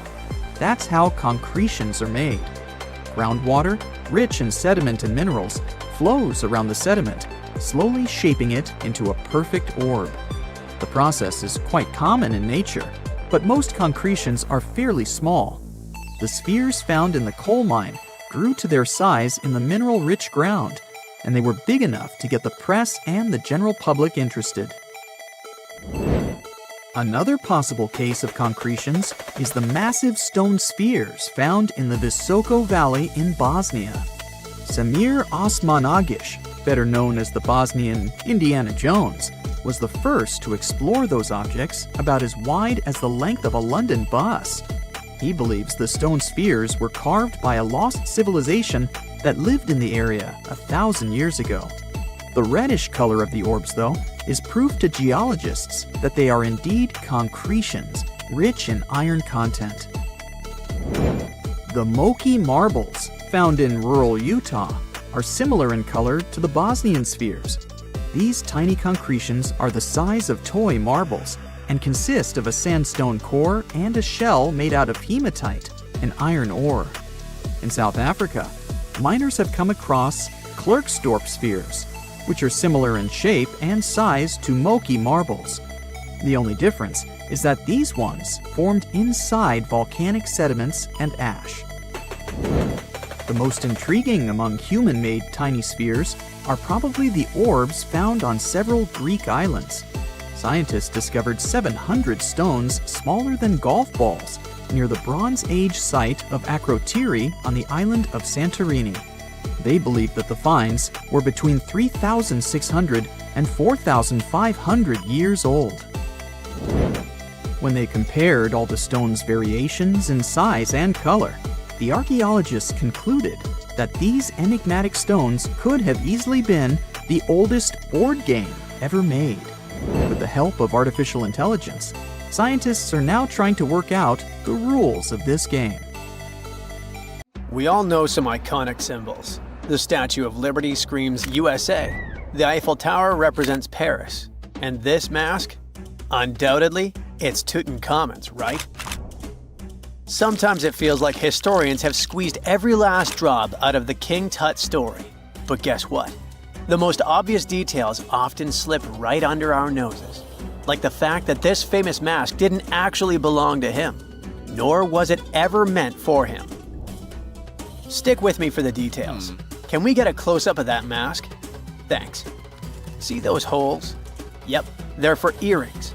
And no, it's not that they had anything against jewelry, but back in ancient Egypt, earrings were typically worn by high-status women or kids. Now, if you know your history, you might say, but Tut was a boy king, wasn't he? You're spot on. He began his reign at just 9 years old.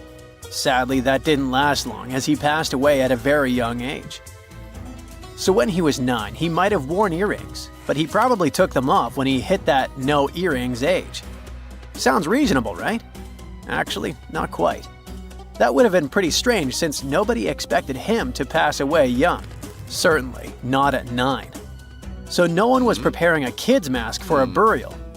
It's this untimely demise that suggests the mask used was simply the best option available when Tut passed away. There are more clues pointing to the idea that the mask was found in a hurry. Let's think about this. Even though Tut was mummified and his body could wait a bit, his loved ones wanted him to reach the afterlife ASAP. Some experts even believe the paint in the tomb was still wet when it was sealed. But look at his mask. It's a masterpiece. There's no way it was made in a rush. It's way more elaborate than other simpler cartonnage pieces. The renowned mask of King Tut stands 21 inches tall, adorned with precious stones, and features a golden beard that weighs 5.5 pounds, making the entire mask 22.5 pounds. Okay, I'm a bit confused here. So it seems like it was probably a kid's mask, but it had a beard? I've never seen a 9-year-old with a goatee, and I'm guessing you haven't either. Just think about it. A grown man's face compared to a kid's face. Fun fact for you, our faces pretty much stopped growing at the age of 16, so by 19, Tut would have definitely had the face of an adult man. Can you imagine trying to fit a relatively small kid's mask on a grown man? That would have been super embarrassing, and no one would have let that happen. Right, let's dismiss the kid's theory.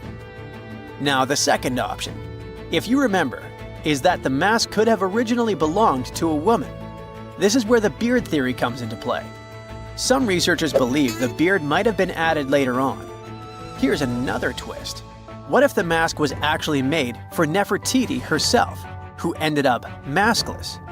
In this case, there are two discoveries. Two birds with one stone. For now, it sounds like a conspiracy theory, I know. But let's give it a shot and delve deeper into the details.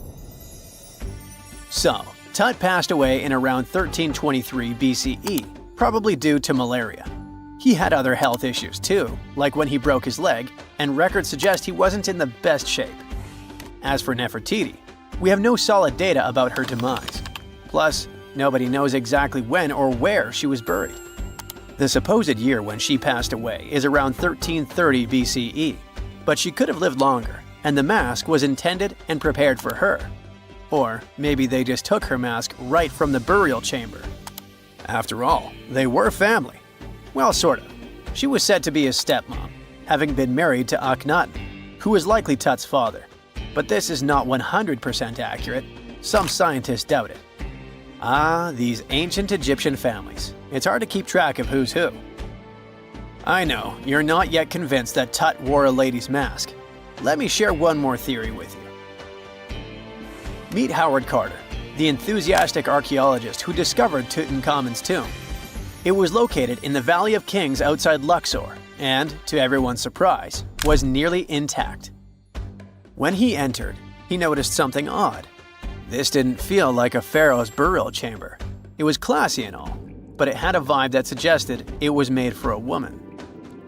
Typically, Egyptian pharaohs had larger tombs that suited them better, and even more strangely, it was oriented to the right of the entrance. This didn't add up. That orientation was typical for female chambers, which Egyptian queens used. Another red flag was that the chamber appeared to have been built in stages, and all the artifacts, around 2,000 of them, seemed hastily placed there. Even more curious, they looked like they were meant for other royals. Carter discovered this burial site in 1922, but it remained a mystery as to why it was so bizarre. Almost a century later, Nicholas Reeves thought he may have solved the puzzle. He claimed that King Tut might not have been the original resident of the tomb. Instead, he suggested that the undisturbed resting place of the legendary Queen Nefertiti could be hidden behind the walls of the boy king's burial chamber. Nicholas studied high-resolution photos for months, meticulously examining every pixel. One day, he focused on detailed scans that revealed the texture of the tomb's walls beneath layers of paint. He spotted what he believed to be outlines of two doorways that had been blocked and plastered over to hide them from view. The more he looked, the more it seemed real. Could it be a tomb within a tomb?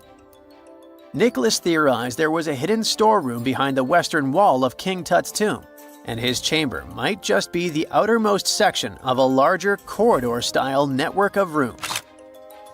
It all sounds fancy, but sorry to break it to you, Reeves' theory was debunked. To find out if he was onto something, experts had to use ground-penetrating radar to see the unseen.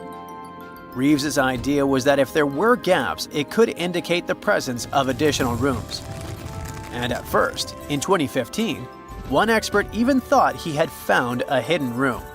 But the glory didn't last for long. A year later, after double-checking, it turned out there were no hidden doorways. By the way, Nefertiti isn't the only legendary woman from Egypt whose burial site remains a captivating mystery. There's a cool legend about Cleopatra that you might enjoy. It's said that she once declared, "No man will ever find my tomb." Kind of fitting, right? After all, the person who's come closest to uncovering her final resting place is a woman. Fast forward a few millennia after she passed away, and while no man has located it, archaeologist Kathleen Martinez believes she might have cracked the code. She's been on the quest for Cleopatra VII's tomb for nearly 20 years, and recently discovered a bust that she thinks represents the famous queen. However, not everyone is on board with her claim. Some experts argue that the bust doesn't resemble Cleopatra at all. Alongside this intriguing marble statue, Martinez's team also unearthed 337 coins, some of which, less controversially, feature Cleopatra's likeness. But the real part is that it's still not officially confirmed. There's no doubt about the existence of the small bust. It's carved from white marble, fits in one hand, and shows a woman wearing a royal crown, according to a translated statement from the Egyptian Ministry of Tourism and Antiquities. The big question, though, is who it actually depicts. While Martinez insists this statue is a representation of Queen Cleopatra VII, many other archaeologists argue that the facial features don't match, suggesting it likely belongs to a princess instead. Sorry, I can't resist the temptation of breaking the magic for a moment. Some folks believe that the whole idea of "no man will find my tomb" is misunderstood. Even if she did say it, what she probably meant was "no living soul," and it wasn't about gender at all. It can as well be just a beautiful legend. Toodaloo!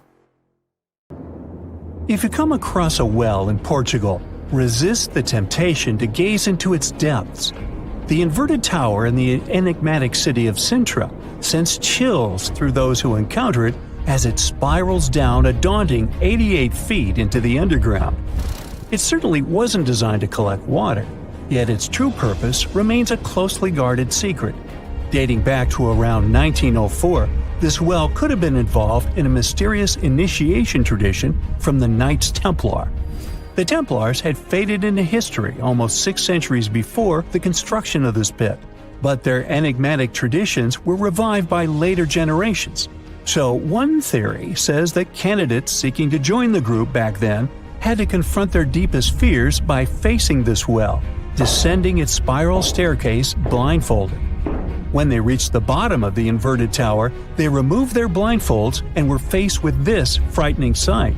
The only way out of this dark labyrinth was to keep looking up and following the light. Now imagine yourself browsing the shelves of a used bookstore until you find a book with an alphabet you've never seen before. You decide to use an image translation app but find no matches. Intrigued, you buy the book. Then you show it to your friends and family, but nobody recognizes that alphabet. Rare book dealer Winfried Vonnig probably experienced the same frustration back in 1912, when he acquired what would later become the most enigmatic book in the world. The work is known today as the Voynich manuscript, and it's written entirely in an unknown language that no one has deciphered yet. The pages of this 15th century codex are filled with botanical drawings, but these aren't typical daisies or roses. In fact, they don't resemble any plant species that we know of. What makes things even stranger is the illustrations of unfamiliar constellations and women swimming in green baths. Delving deeper into the realm of mysterious texts, we set off on a journey to the Qumran Caves near the Salt Sea in the Middle East. In 1952, a team of archaeologists stumbled upon 2 scrolls made of highly oxidized copper at the site. Unrolling them was a major challenge, so they decided to cut the scrolls into 23 parts to investigate them. Imagine their surprise to see Hebrew words like gold and silver popping up. But no, it wasn't an ancient invoice. It was more like a treasure map, pointing the way to over $1 million. Unfortunately, the treasure was never found. Not for lack of trying, though. You see, the quest isn't as easy as it may appear. Some of the copper scroll's vocabulary is technical, and some geographical locations remain a mystery. There's also one last possibility. Perhaps it's all a work of fiction, like a pirate tale from the old days. People talk about Mona Lisa's almost haunting stare that seems to follow you no matter where you stand. But here's a quick question. Does she have eyebrows? You got it right if you said no, and her complete lack of eyebrows adds another layer of mystique to her gaze. The most common explanation is that beauty standards were different, and perhaps plucking the hairs above the eyes was a thing around 1503. But take a look at other Italian paintings from that time, like La Schiavona or Portrait of a Young Girl. Yep, eyebrows. So, not everyone was entirely pleased with this theory, like French inventor Pascal Cotte. He spent 3,000 hours analyzing scans of the painting to dig through all the layers of Leonardo da Vinci's masterpiece. Now he claims that the Mona Lisa once had eyebrows, but they disappeared over time due to cleanings and restorations. Some historians, however, still question his findings, which means that Mona Lisa's style, or lack of it, remains an unsolved mystery. So, you decide to travel to Rio de Janeiro, and everyone tells you that Sugarloaf Mountain is a must-see. When you spot the mountain from a distance, you realize that the stone has a cavity. But around noon, the whole view changes. The shadow in that cavity takes the shape of a bird, an ibis to be precise. A local legend links this bird shape to the ancient Egyptian deity Thoth, as if the ancient Egyptians once visited Rio de Janeiro and were somehow inspired by the natural phenomenon. But it's probably just a big coincidence. I mean, literally. The real mystery, however, lies in the waters around Sugarloaf Mountain. In the 80s, archaeologist Robert Marks got a tip from locals about a treasure hidden beneath Guanabara Bay. He dove in and found quite a few Roman amphorae. You know, those ancient vases with 2 handles?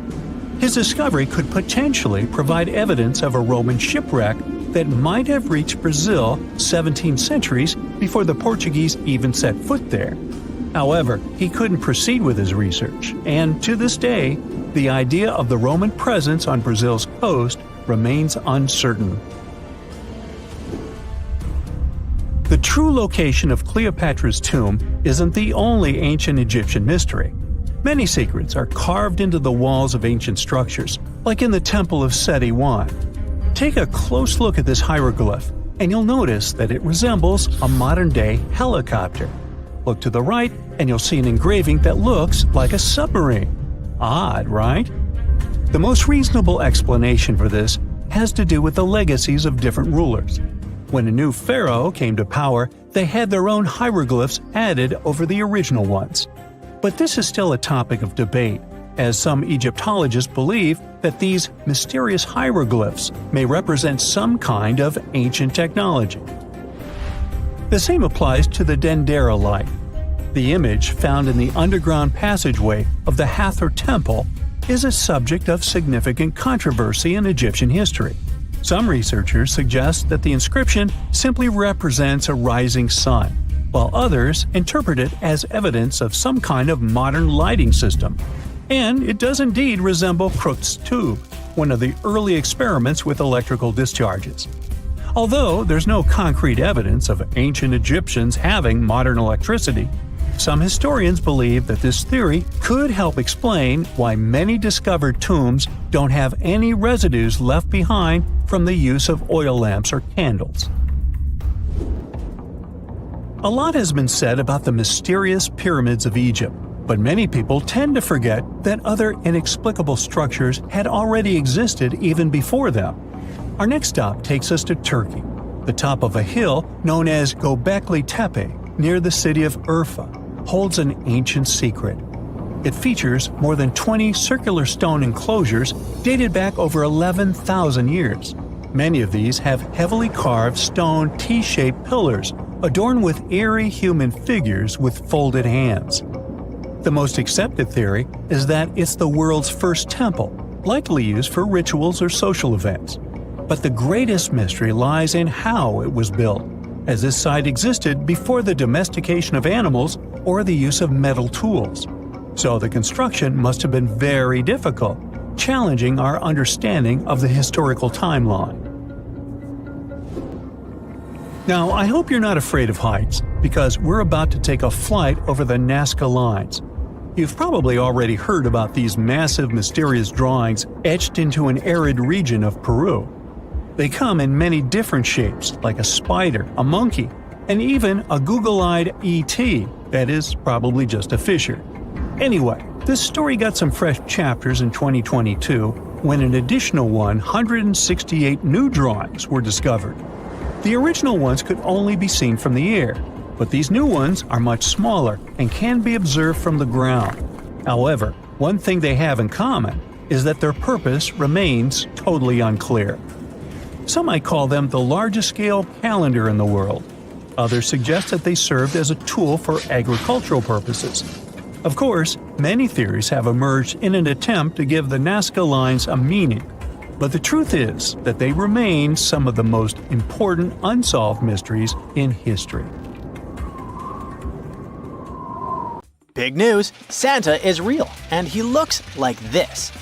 I know it's not exactly how we pictured the jolly old guy, but a recently discovered tomb might just be the proof we've been waiting for to show that St. Nicholas was real and Turkish. Turns out, he wasn't a North Pole native, but a kind-hearted bishop from the 4th century, famous for giving gifts to everyone. The legend says he was a wealthy man born in the ancient city of Patara, modern-day Turkey, who traveled to the countryside to help the poor and the sick. For centuries, though, people couldn't be sure he actually existed. Some historical sources say he was buried in Myra, which is now called Demre, Turkey.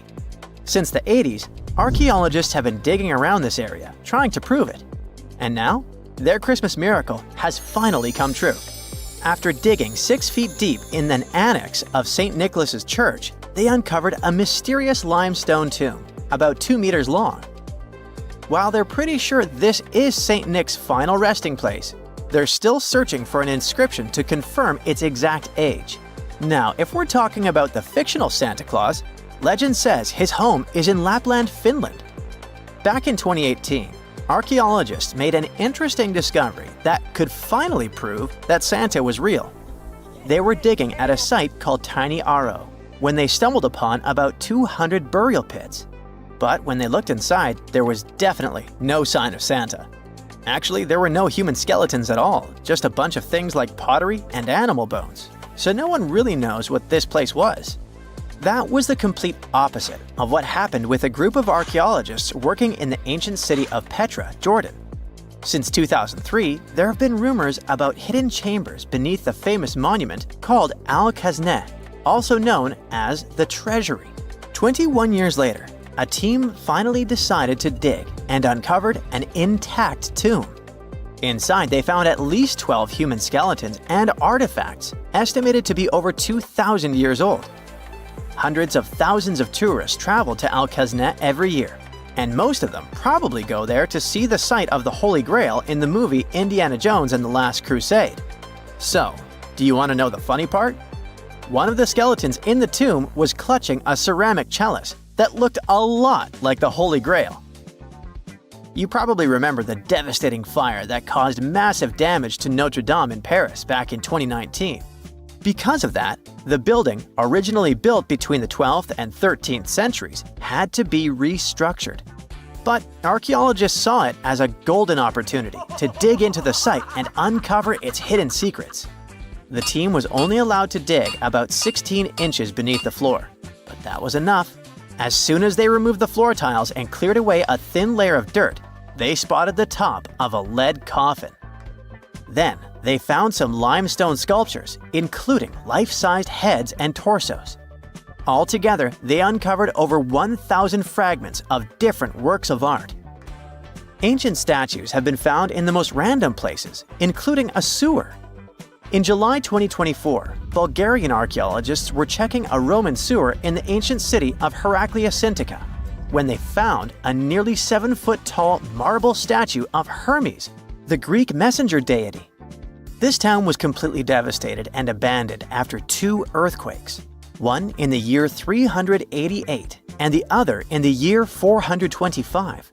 But somehow, it didn't destroy this statue. In fact, its head was found in surprisingly good condition. Finding ancient artwork is definitely fascinating, but imagine stumbling upon an entire hidden city in the Amazon rainforest. Using high-tech lasers, researchers uncovered a lost civilization with thousands of structures and a whole network of roads, canals, and houses, all buried beneath the dense jungle. This city was built around 2,500 years ago, in an area located in the shadow of a volcano, which, by the way, could have erupted and destroyed this civilization at some point. It's hard to say exactly how many people lived there, but experts estimate they stayed up there for about 1,000 years. This discovery proves ancient people also had huge organized cities in the middle of the Amazon. A similar thing happened in Campeche in southern Mexico. An archaeologist was doing some research on the internet when he accidentally discovered a hidden Maya city. This area, now called Valeriana, was huge, about the size of Edinburgh, the capital of Scotland. It had pyramids, sports fields, amphitheaters, and paths connecting different districts. Thanks to satellite images, archaeologists uncovered an entire unknown civilization from the Bronze Age. They were checking out aerial images when they discovered 100 prehistoric settlements in the Pannonian Plain, a region that includes parts of what's now Serbia and Hungary. The people who lived there are now known as the Titsa Site Group, and it looks like they were a pretty well-organized society, skilled at growing food, hunting, and fishing. Google Earth helped a team to uncover a mysterious set of 400 ancient gates in Saudi Arabia. These gates, scattered across the desert, are thought to be from thousands of years ago. They're made of stone and arranged in weird formations that have left archaeologists scratching their heads.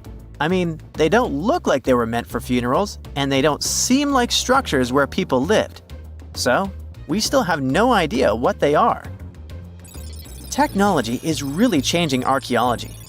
Thanks to artificial intelligence and, well, a $1 million prize, we've finally been able to decipher part of an unreadable and super damaged ancient scroll.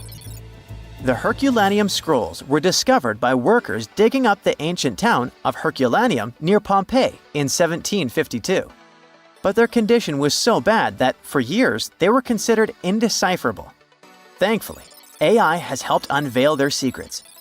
Based on the studies so far, experts believe that one of these scrolls was written by a philosopher who valued pleasures, like music and food, above all else. No doubt, Stonehenge in England is one of the most mysterious places on Earth. Some theories even suggest it was built by extraterrestrials. After more than a century of research, archaeologists are still figuring out how it came together. See that big altar in the middle? Turns out it came all the way from Scotland.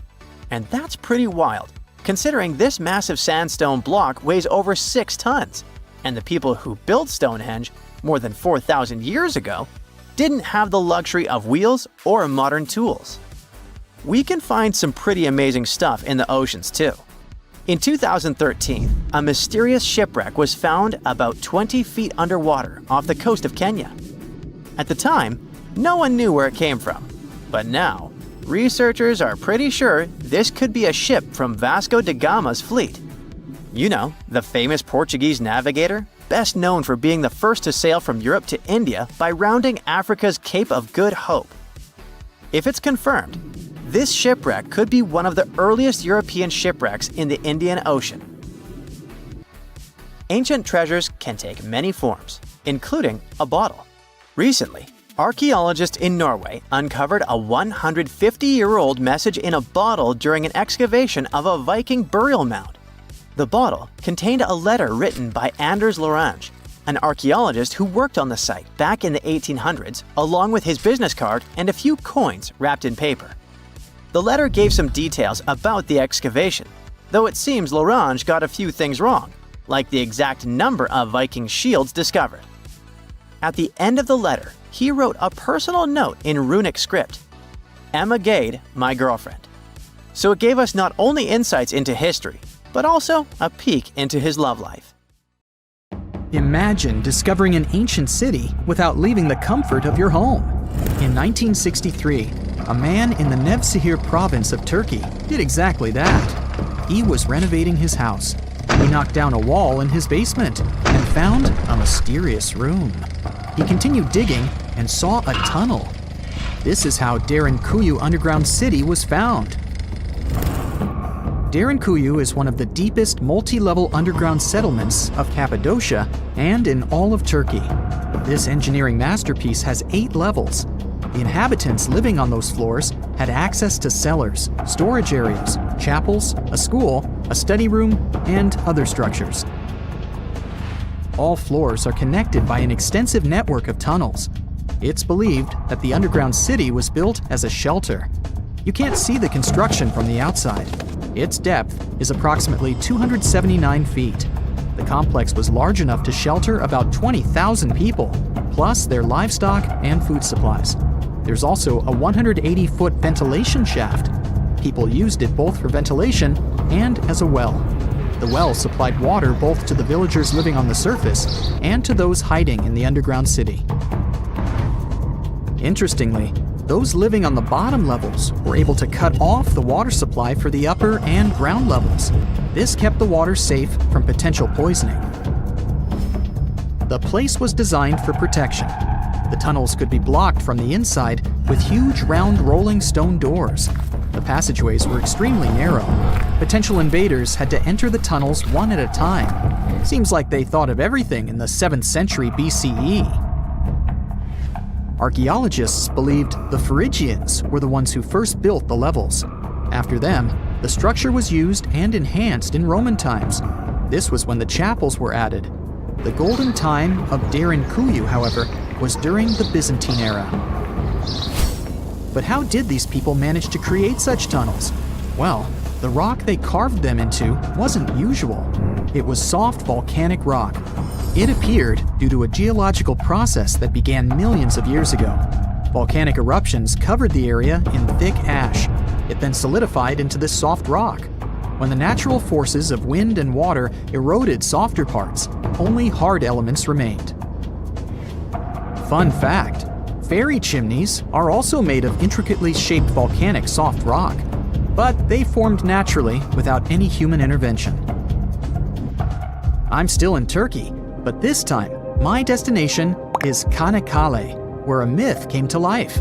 For 3,000 years, people believed that Homer's Iliad was fiction and that Troy never existed. In 1863, everything changed. Expatriate Frank Calvert discovered ancient ruins in western Turkey. He was convinced they belonged to the ancient city of Troy. Heinrich Schliemann examined this area in 1868.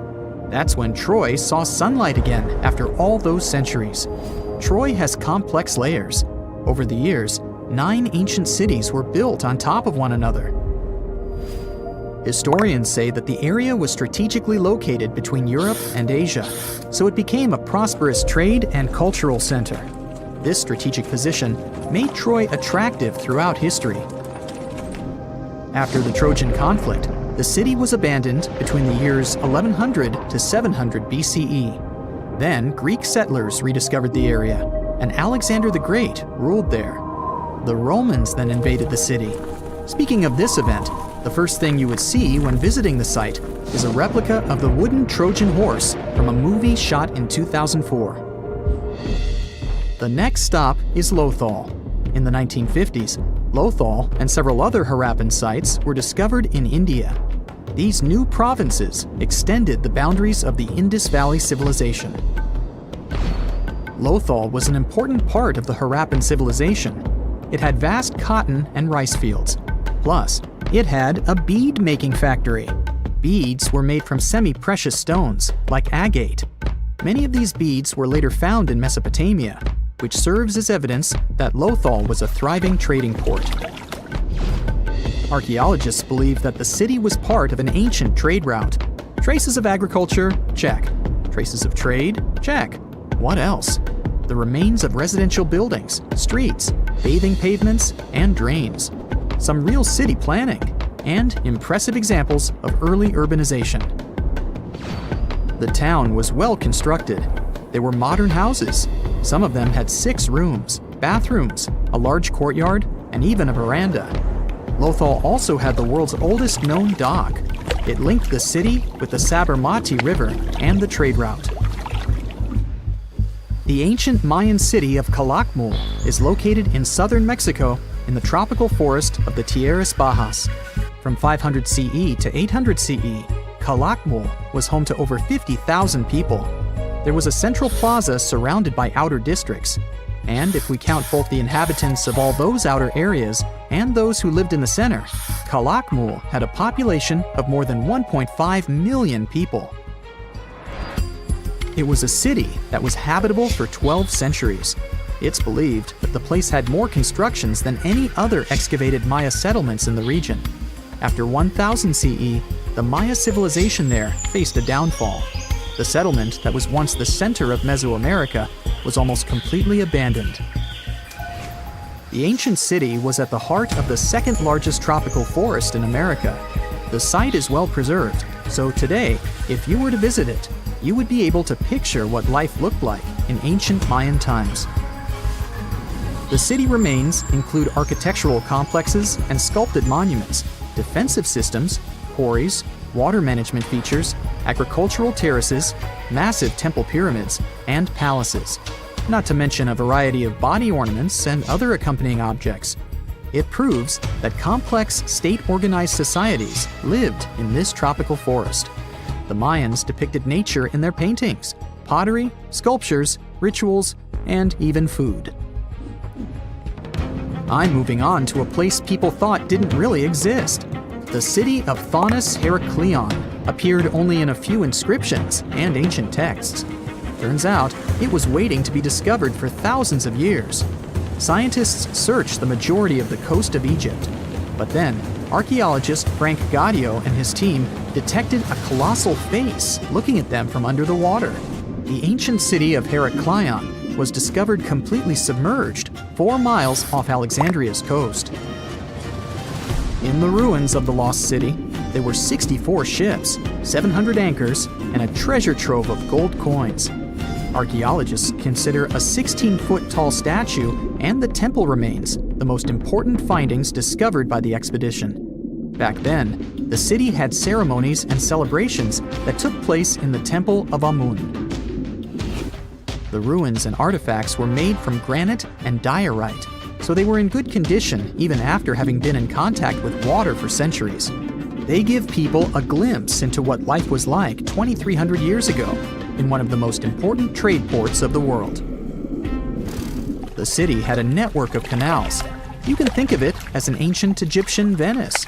The canals linked many separate harbors and anchorages.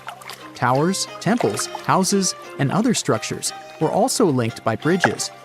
Thonis Heracleion was the country's main port for international trade and the collection of taxes.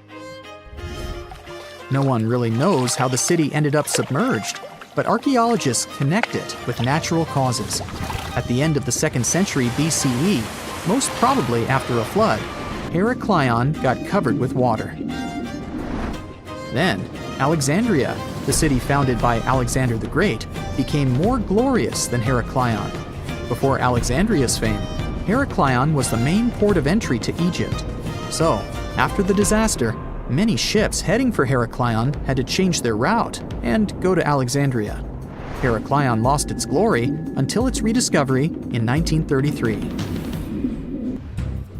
Mesa Verde is an American national park in Colorado. The park is the largest archaeological preserve in the U.S., with more than 5,000 sites, including 600 cliff dwellings. Mesa Verde means green table in Spanish. The name comes from the shape of the mountains in the area, with flat tops and steep sides. The park is an ancestral Puebloan archaeological site.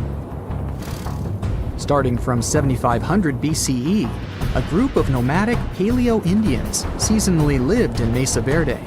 They were hunters, gatherers, and crop farmers. They built the first pueblos in the region. By the end of the 12th century, the Mesa Verdeans began constructing massive cliff dwellings, which are now the best-known structures in the park. This hidden village is called Aogashima. It's located right in the middle of a volcanic crater. You can find it to the south of Japan, in northernmost Micronesia. The story goes that a volcano erupted in the Philippine Sea in the 1780s, causing a lot of harm to a nearby community. Half of the population managed to escape the massive eruption and came back years later to rebuild their village. At the moment, about 160 people are living there peacefully, even though the volcano is still considered to be active. Huacachina in Peru lies in one of the driest climates in the world, and still, it's a beautiful town, surrounded by lush palm trees. It also has a lagoon, which is said to have special healing properties. The settlement has a little over 90 residents that manage small businesses. Most of them use sand as their primary resource. Some offer sandboarding services or even provide luxury dinners in the desert. For over 500 years, a small group of people has been living on a cliffside of a peak called the Green Mountain. It's one of the most remote places in Oman and in the whole world. The only way to reach the settlement is on foot, by mule, or by all-terrain vehicle. It's called Al Sogara, and you need to hike around 20 minutes up a steep stone staircase to get there. The village appeared back when the locals chiseled their houses into the mountain stone to protect themselves from storms and the cold. 5 families of the Al-Sharaki tribe still call this place home, about 25 people in total. A lot of other villages like this one can be found in the region, but Al Sogara is special because it's the only one that is still inhabited. Up until 14 years ago, there wasn't even electricity or telephone lines here. The nearest road you could drive on was 9 miles away. Since there were no schools, people had to learn how to read and write at home from their elders. To this day, the villagers continue their traditional practice of building their homes by carving them directly into the mountain rock. One of the most beautiful Greek gems is Monemvasia, a castle town located in southeastern Peloponnese. It was designed to be invisible from the mainland for added protection. You can only see it from the sea, and to reach it, you need to follow a narrow pathway that connects it to the mainland. That's actually how its name came into being. It translates to a single passage. Monemvasia was built in the Middle Ages, exclusively carved in the mountain rock. These days, a lot of old mansions have been turned into guest houses and boutique hotels. Not only is the architecture amazing and beautifully preserved, but it's also surrounded by crystal clear waters. A town with no roads? Pack your bags for Giethoorn in the Netherlands, if you don't mind traveling by boat. The town is very peaceful, probably because everyone here travels by canals. Even the mail gets delivered by water. Since there's no car traffic and people rarely move around, the town is really quiet. So quiet that the loudest sound one can hear is the quacking of a duck every now and then. It initially started as a movie set, but Hobbiton in New Zealand still exists, even after the filming of The Lord of the Rings and The Hobbit was finished. Tours to the charming set town are now available. There are 44 Hobbit holes in total, though only a few of them are actually open to the public. The isolated cliffside village of Gasadalar in the Faroe Islands has a population of only 11 people. It's mostly known for its scenic waterfall, which falls directly into the Atlantic Ocean. You could only reach it on foot, hiking through the mountains not so long ago. However, a tunnel has been constructed recently, making the place easily accessible by car. The 1980s musical Popeye had a custom set built on Malta. It wasn't taken down after the filming had been finished, and Popeye Village is now home to groups of beautifully colored wooden buildings and a company of actors. There's a lot of fun stuff to do there, like watch theater shows, go on boat rides, visit museums, or simply explore the creative village. The oldest and most photographed village in Austria is called Hallstatt. It's a hidden European gem with beautifully preserved old buildings and a subterranean salt lake. It's also home to a museum with artifacts as old as 7,000 years and the world's oldest salt mine. Fort Bortange in the Netherlands is a small establishment shaped like a star. Creative parts aside, it was built this way for defensive purposes. It gave the guards of the fort a strategic advantage because they had a perfect 360-degree view. These days, the construction is perfectly preserved, including its old buildings, cobblestone streets, wooden windmills, and sophisticated bridges. In Morocco, there's a traditional earthen village made entirely from clay bricks. You can find it in a valley close to the Atlas Mountains, 32 miles from the capital of Morocco. Merchants who followed the trans-Saharan trade route went through this town, carrying spices and gold. As the trade route became less and less popular, many of these fortresses were abandoned and are now preserved relics. It's one of the best places for skiing in the world, but it's still hidden from the public. No wonder the locals call it the secret side of the valley. Located in Austria, the tiny village of Warth has only a couple hundred inhabitants. Not only is it the snowiest village on Earth, but it also has access to one of the biggest ski slopes in the world. Its popularity increased a bit in 2013 when the construction of a high-speed road was completed nearby. Virano in Italy is one of the most colorful islands in the world. Because of its vibrant colors, it almost looks tropical. It features emerald green waters, beautiful houses, and a 17th century bell tower. Its lace-making tradition brought Leonardo da Vinci to the island back in the 1400s. He bought a piece of cloth there and later used it for the design of the famous Dome of Milan. If you have a UK passport, you must be familiar with the beautiful small town of Bibury, as its scenery is featured in your ID. It's surely one of the most charming towns in Europe, as it's made up of stone buildings standing on the River Colne. The image in the UK passports is that of Arlington Row, a line of weavers' cottages that date back to the 14th century. The town of Coober Pedy in Australia is partially underground. It all began back in 1915, when opal deposits were found in the area. To this day, the town is still the biggest opal mine in the world. People living there figured out that it would be more comfortable for them to stick to the underground, as the temperatures outside can reach 125 degrees Fahrenheit. So, the settlement now has underground stores and galleries. Coober Pedy is also home to the world's first 4-star underground hotel. To visit the most remote location in the whole world, you'll need to prepare yourself for quite a journey. If you're traveling from the United States, for example, the easiest route is a 15-hour-long flight to Cape Town, South Africa, followed by a 6-day boat ride. Only after that will you reach Tristan da Cunha. Or you can take a month-long cruise across the South Atlantic Ocean, whatever works better for you. Planning in advance is a must, since there are only 9 boat trips to the island yearly. The island itself is just 7 miles long. Sitting right in the middle of the South Atlantic Ocean, it covers a mere 37.8 square miles. The 300 residents are all farmers. They have the internet, but it's really slow. As for a phone network or a local newspaper, neither is available. The inhabitants of the island speak a dialect of English.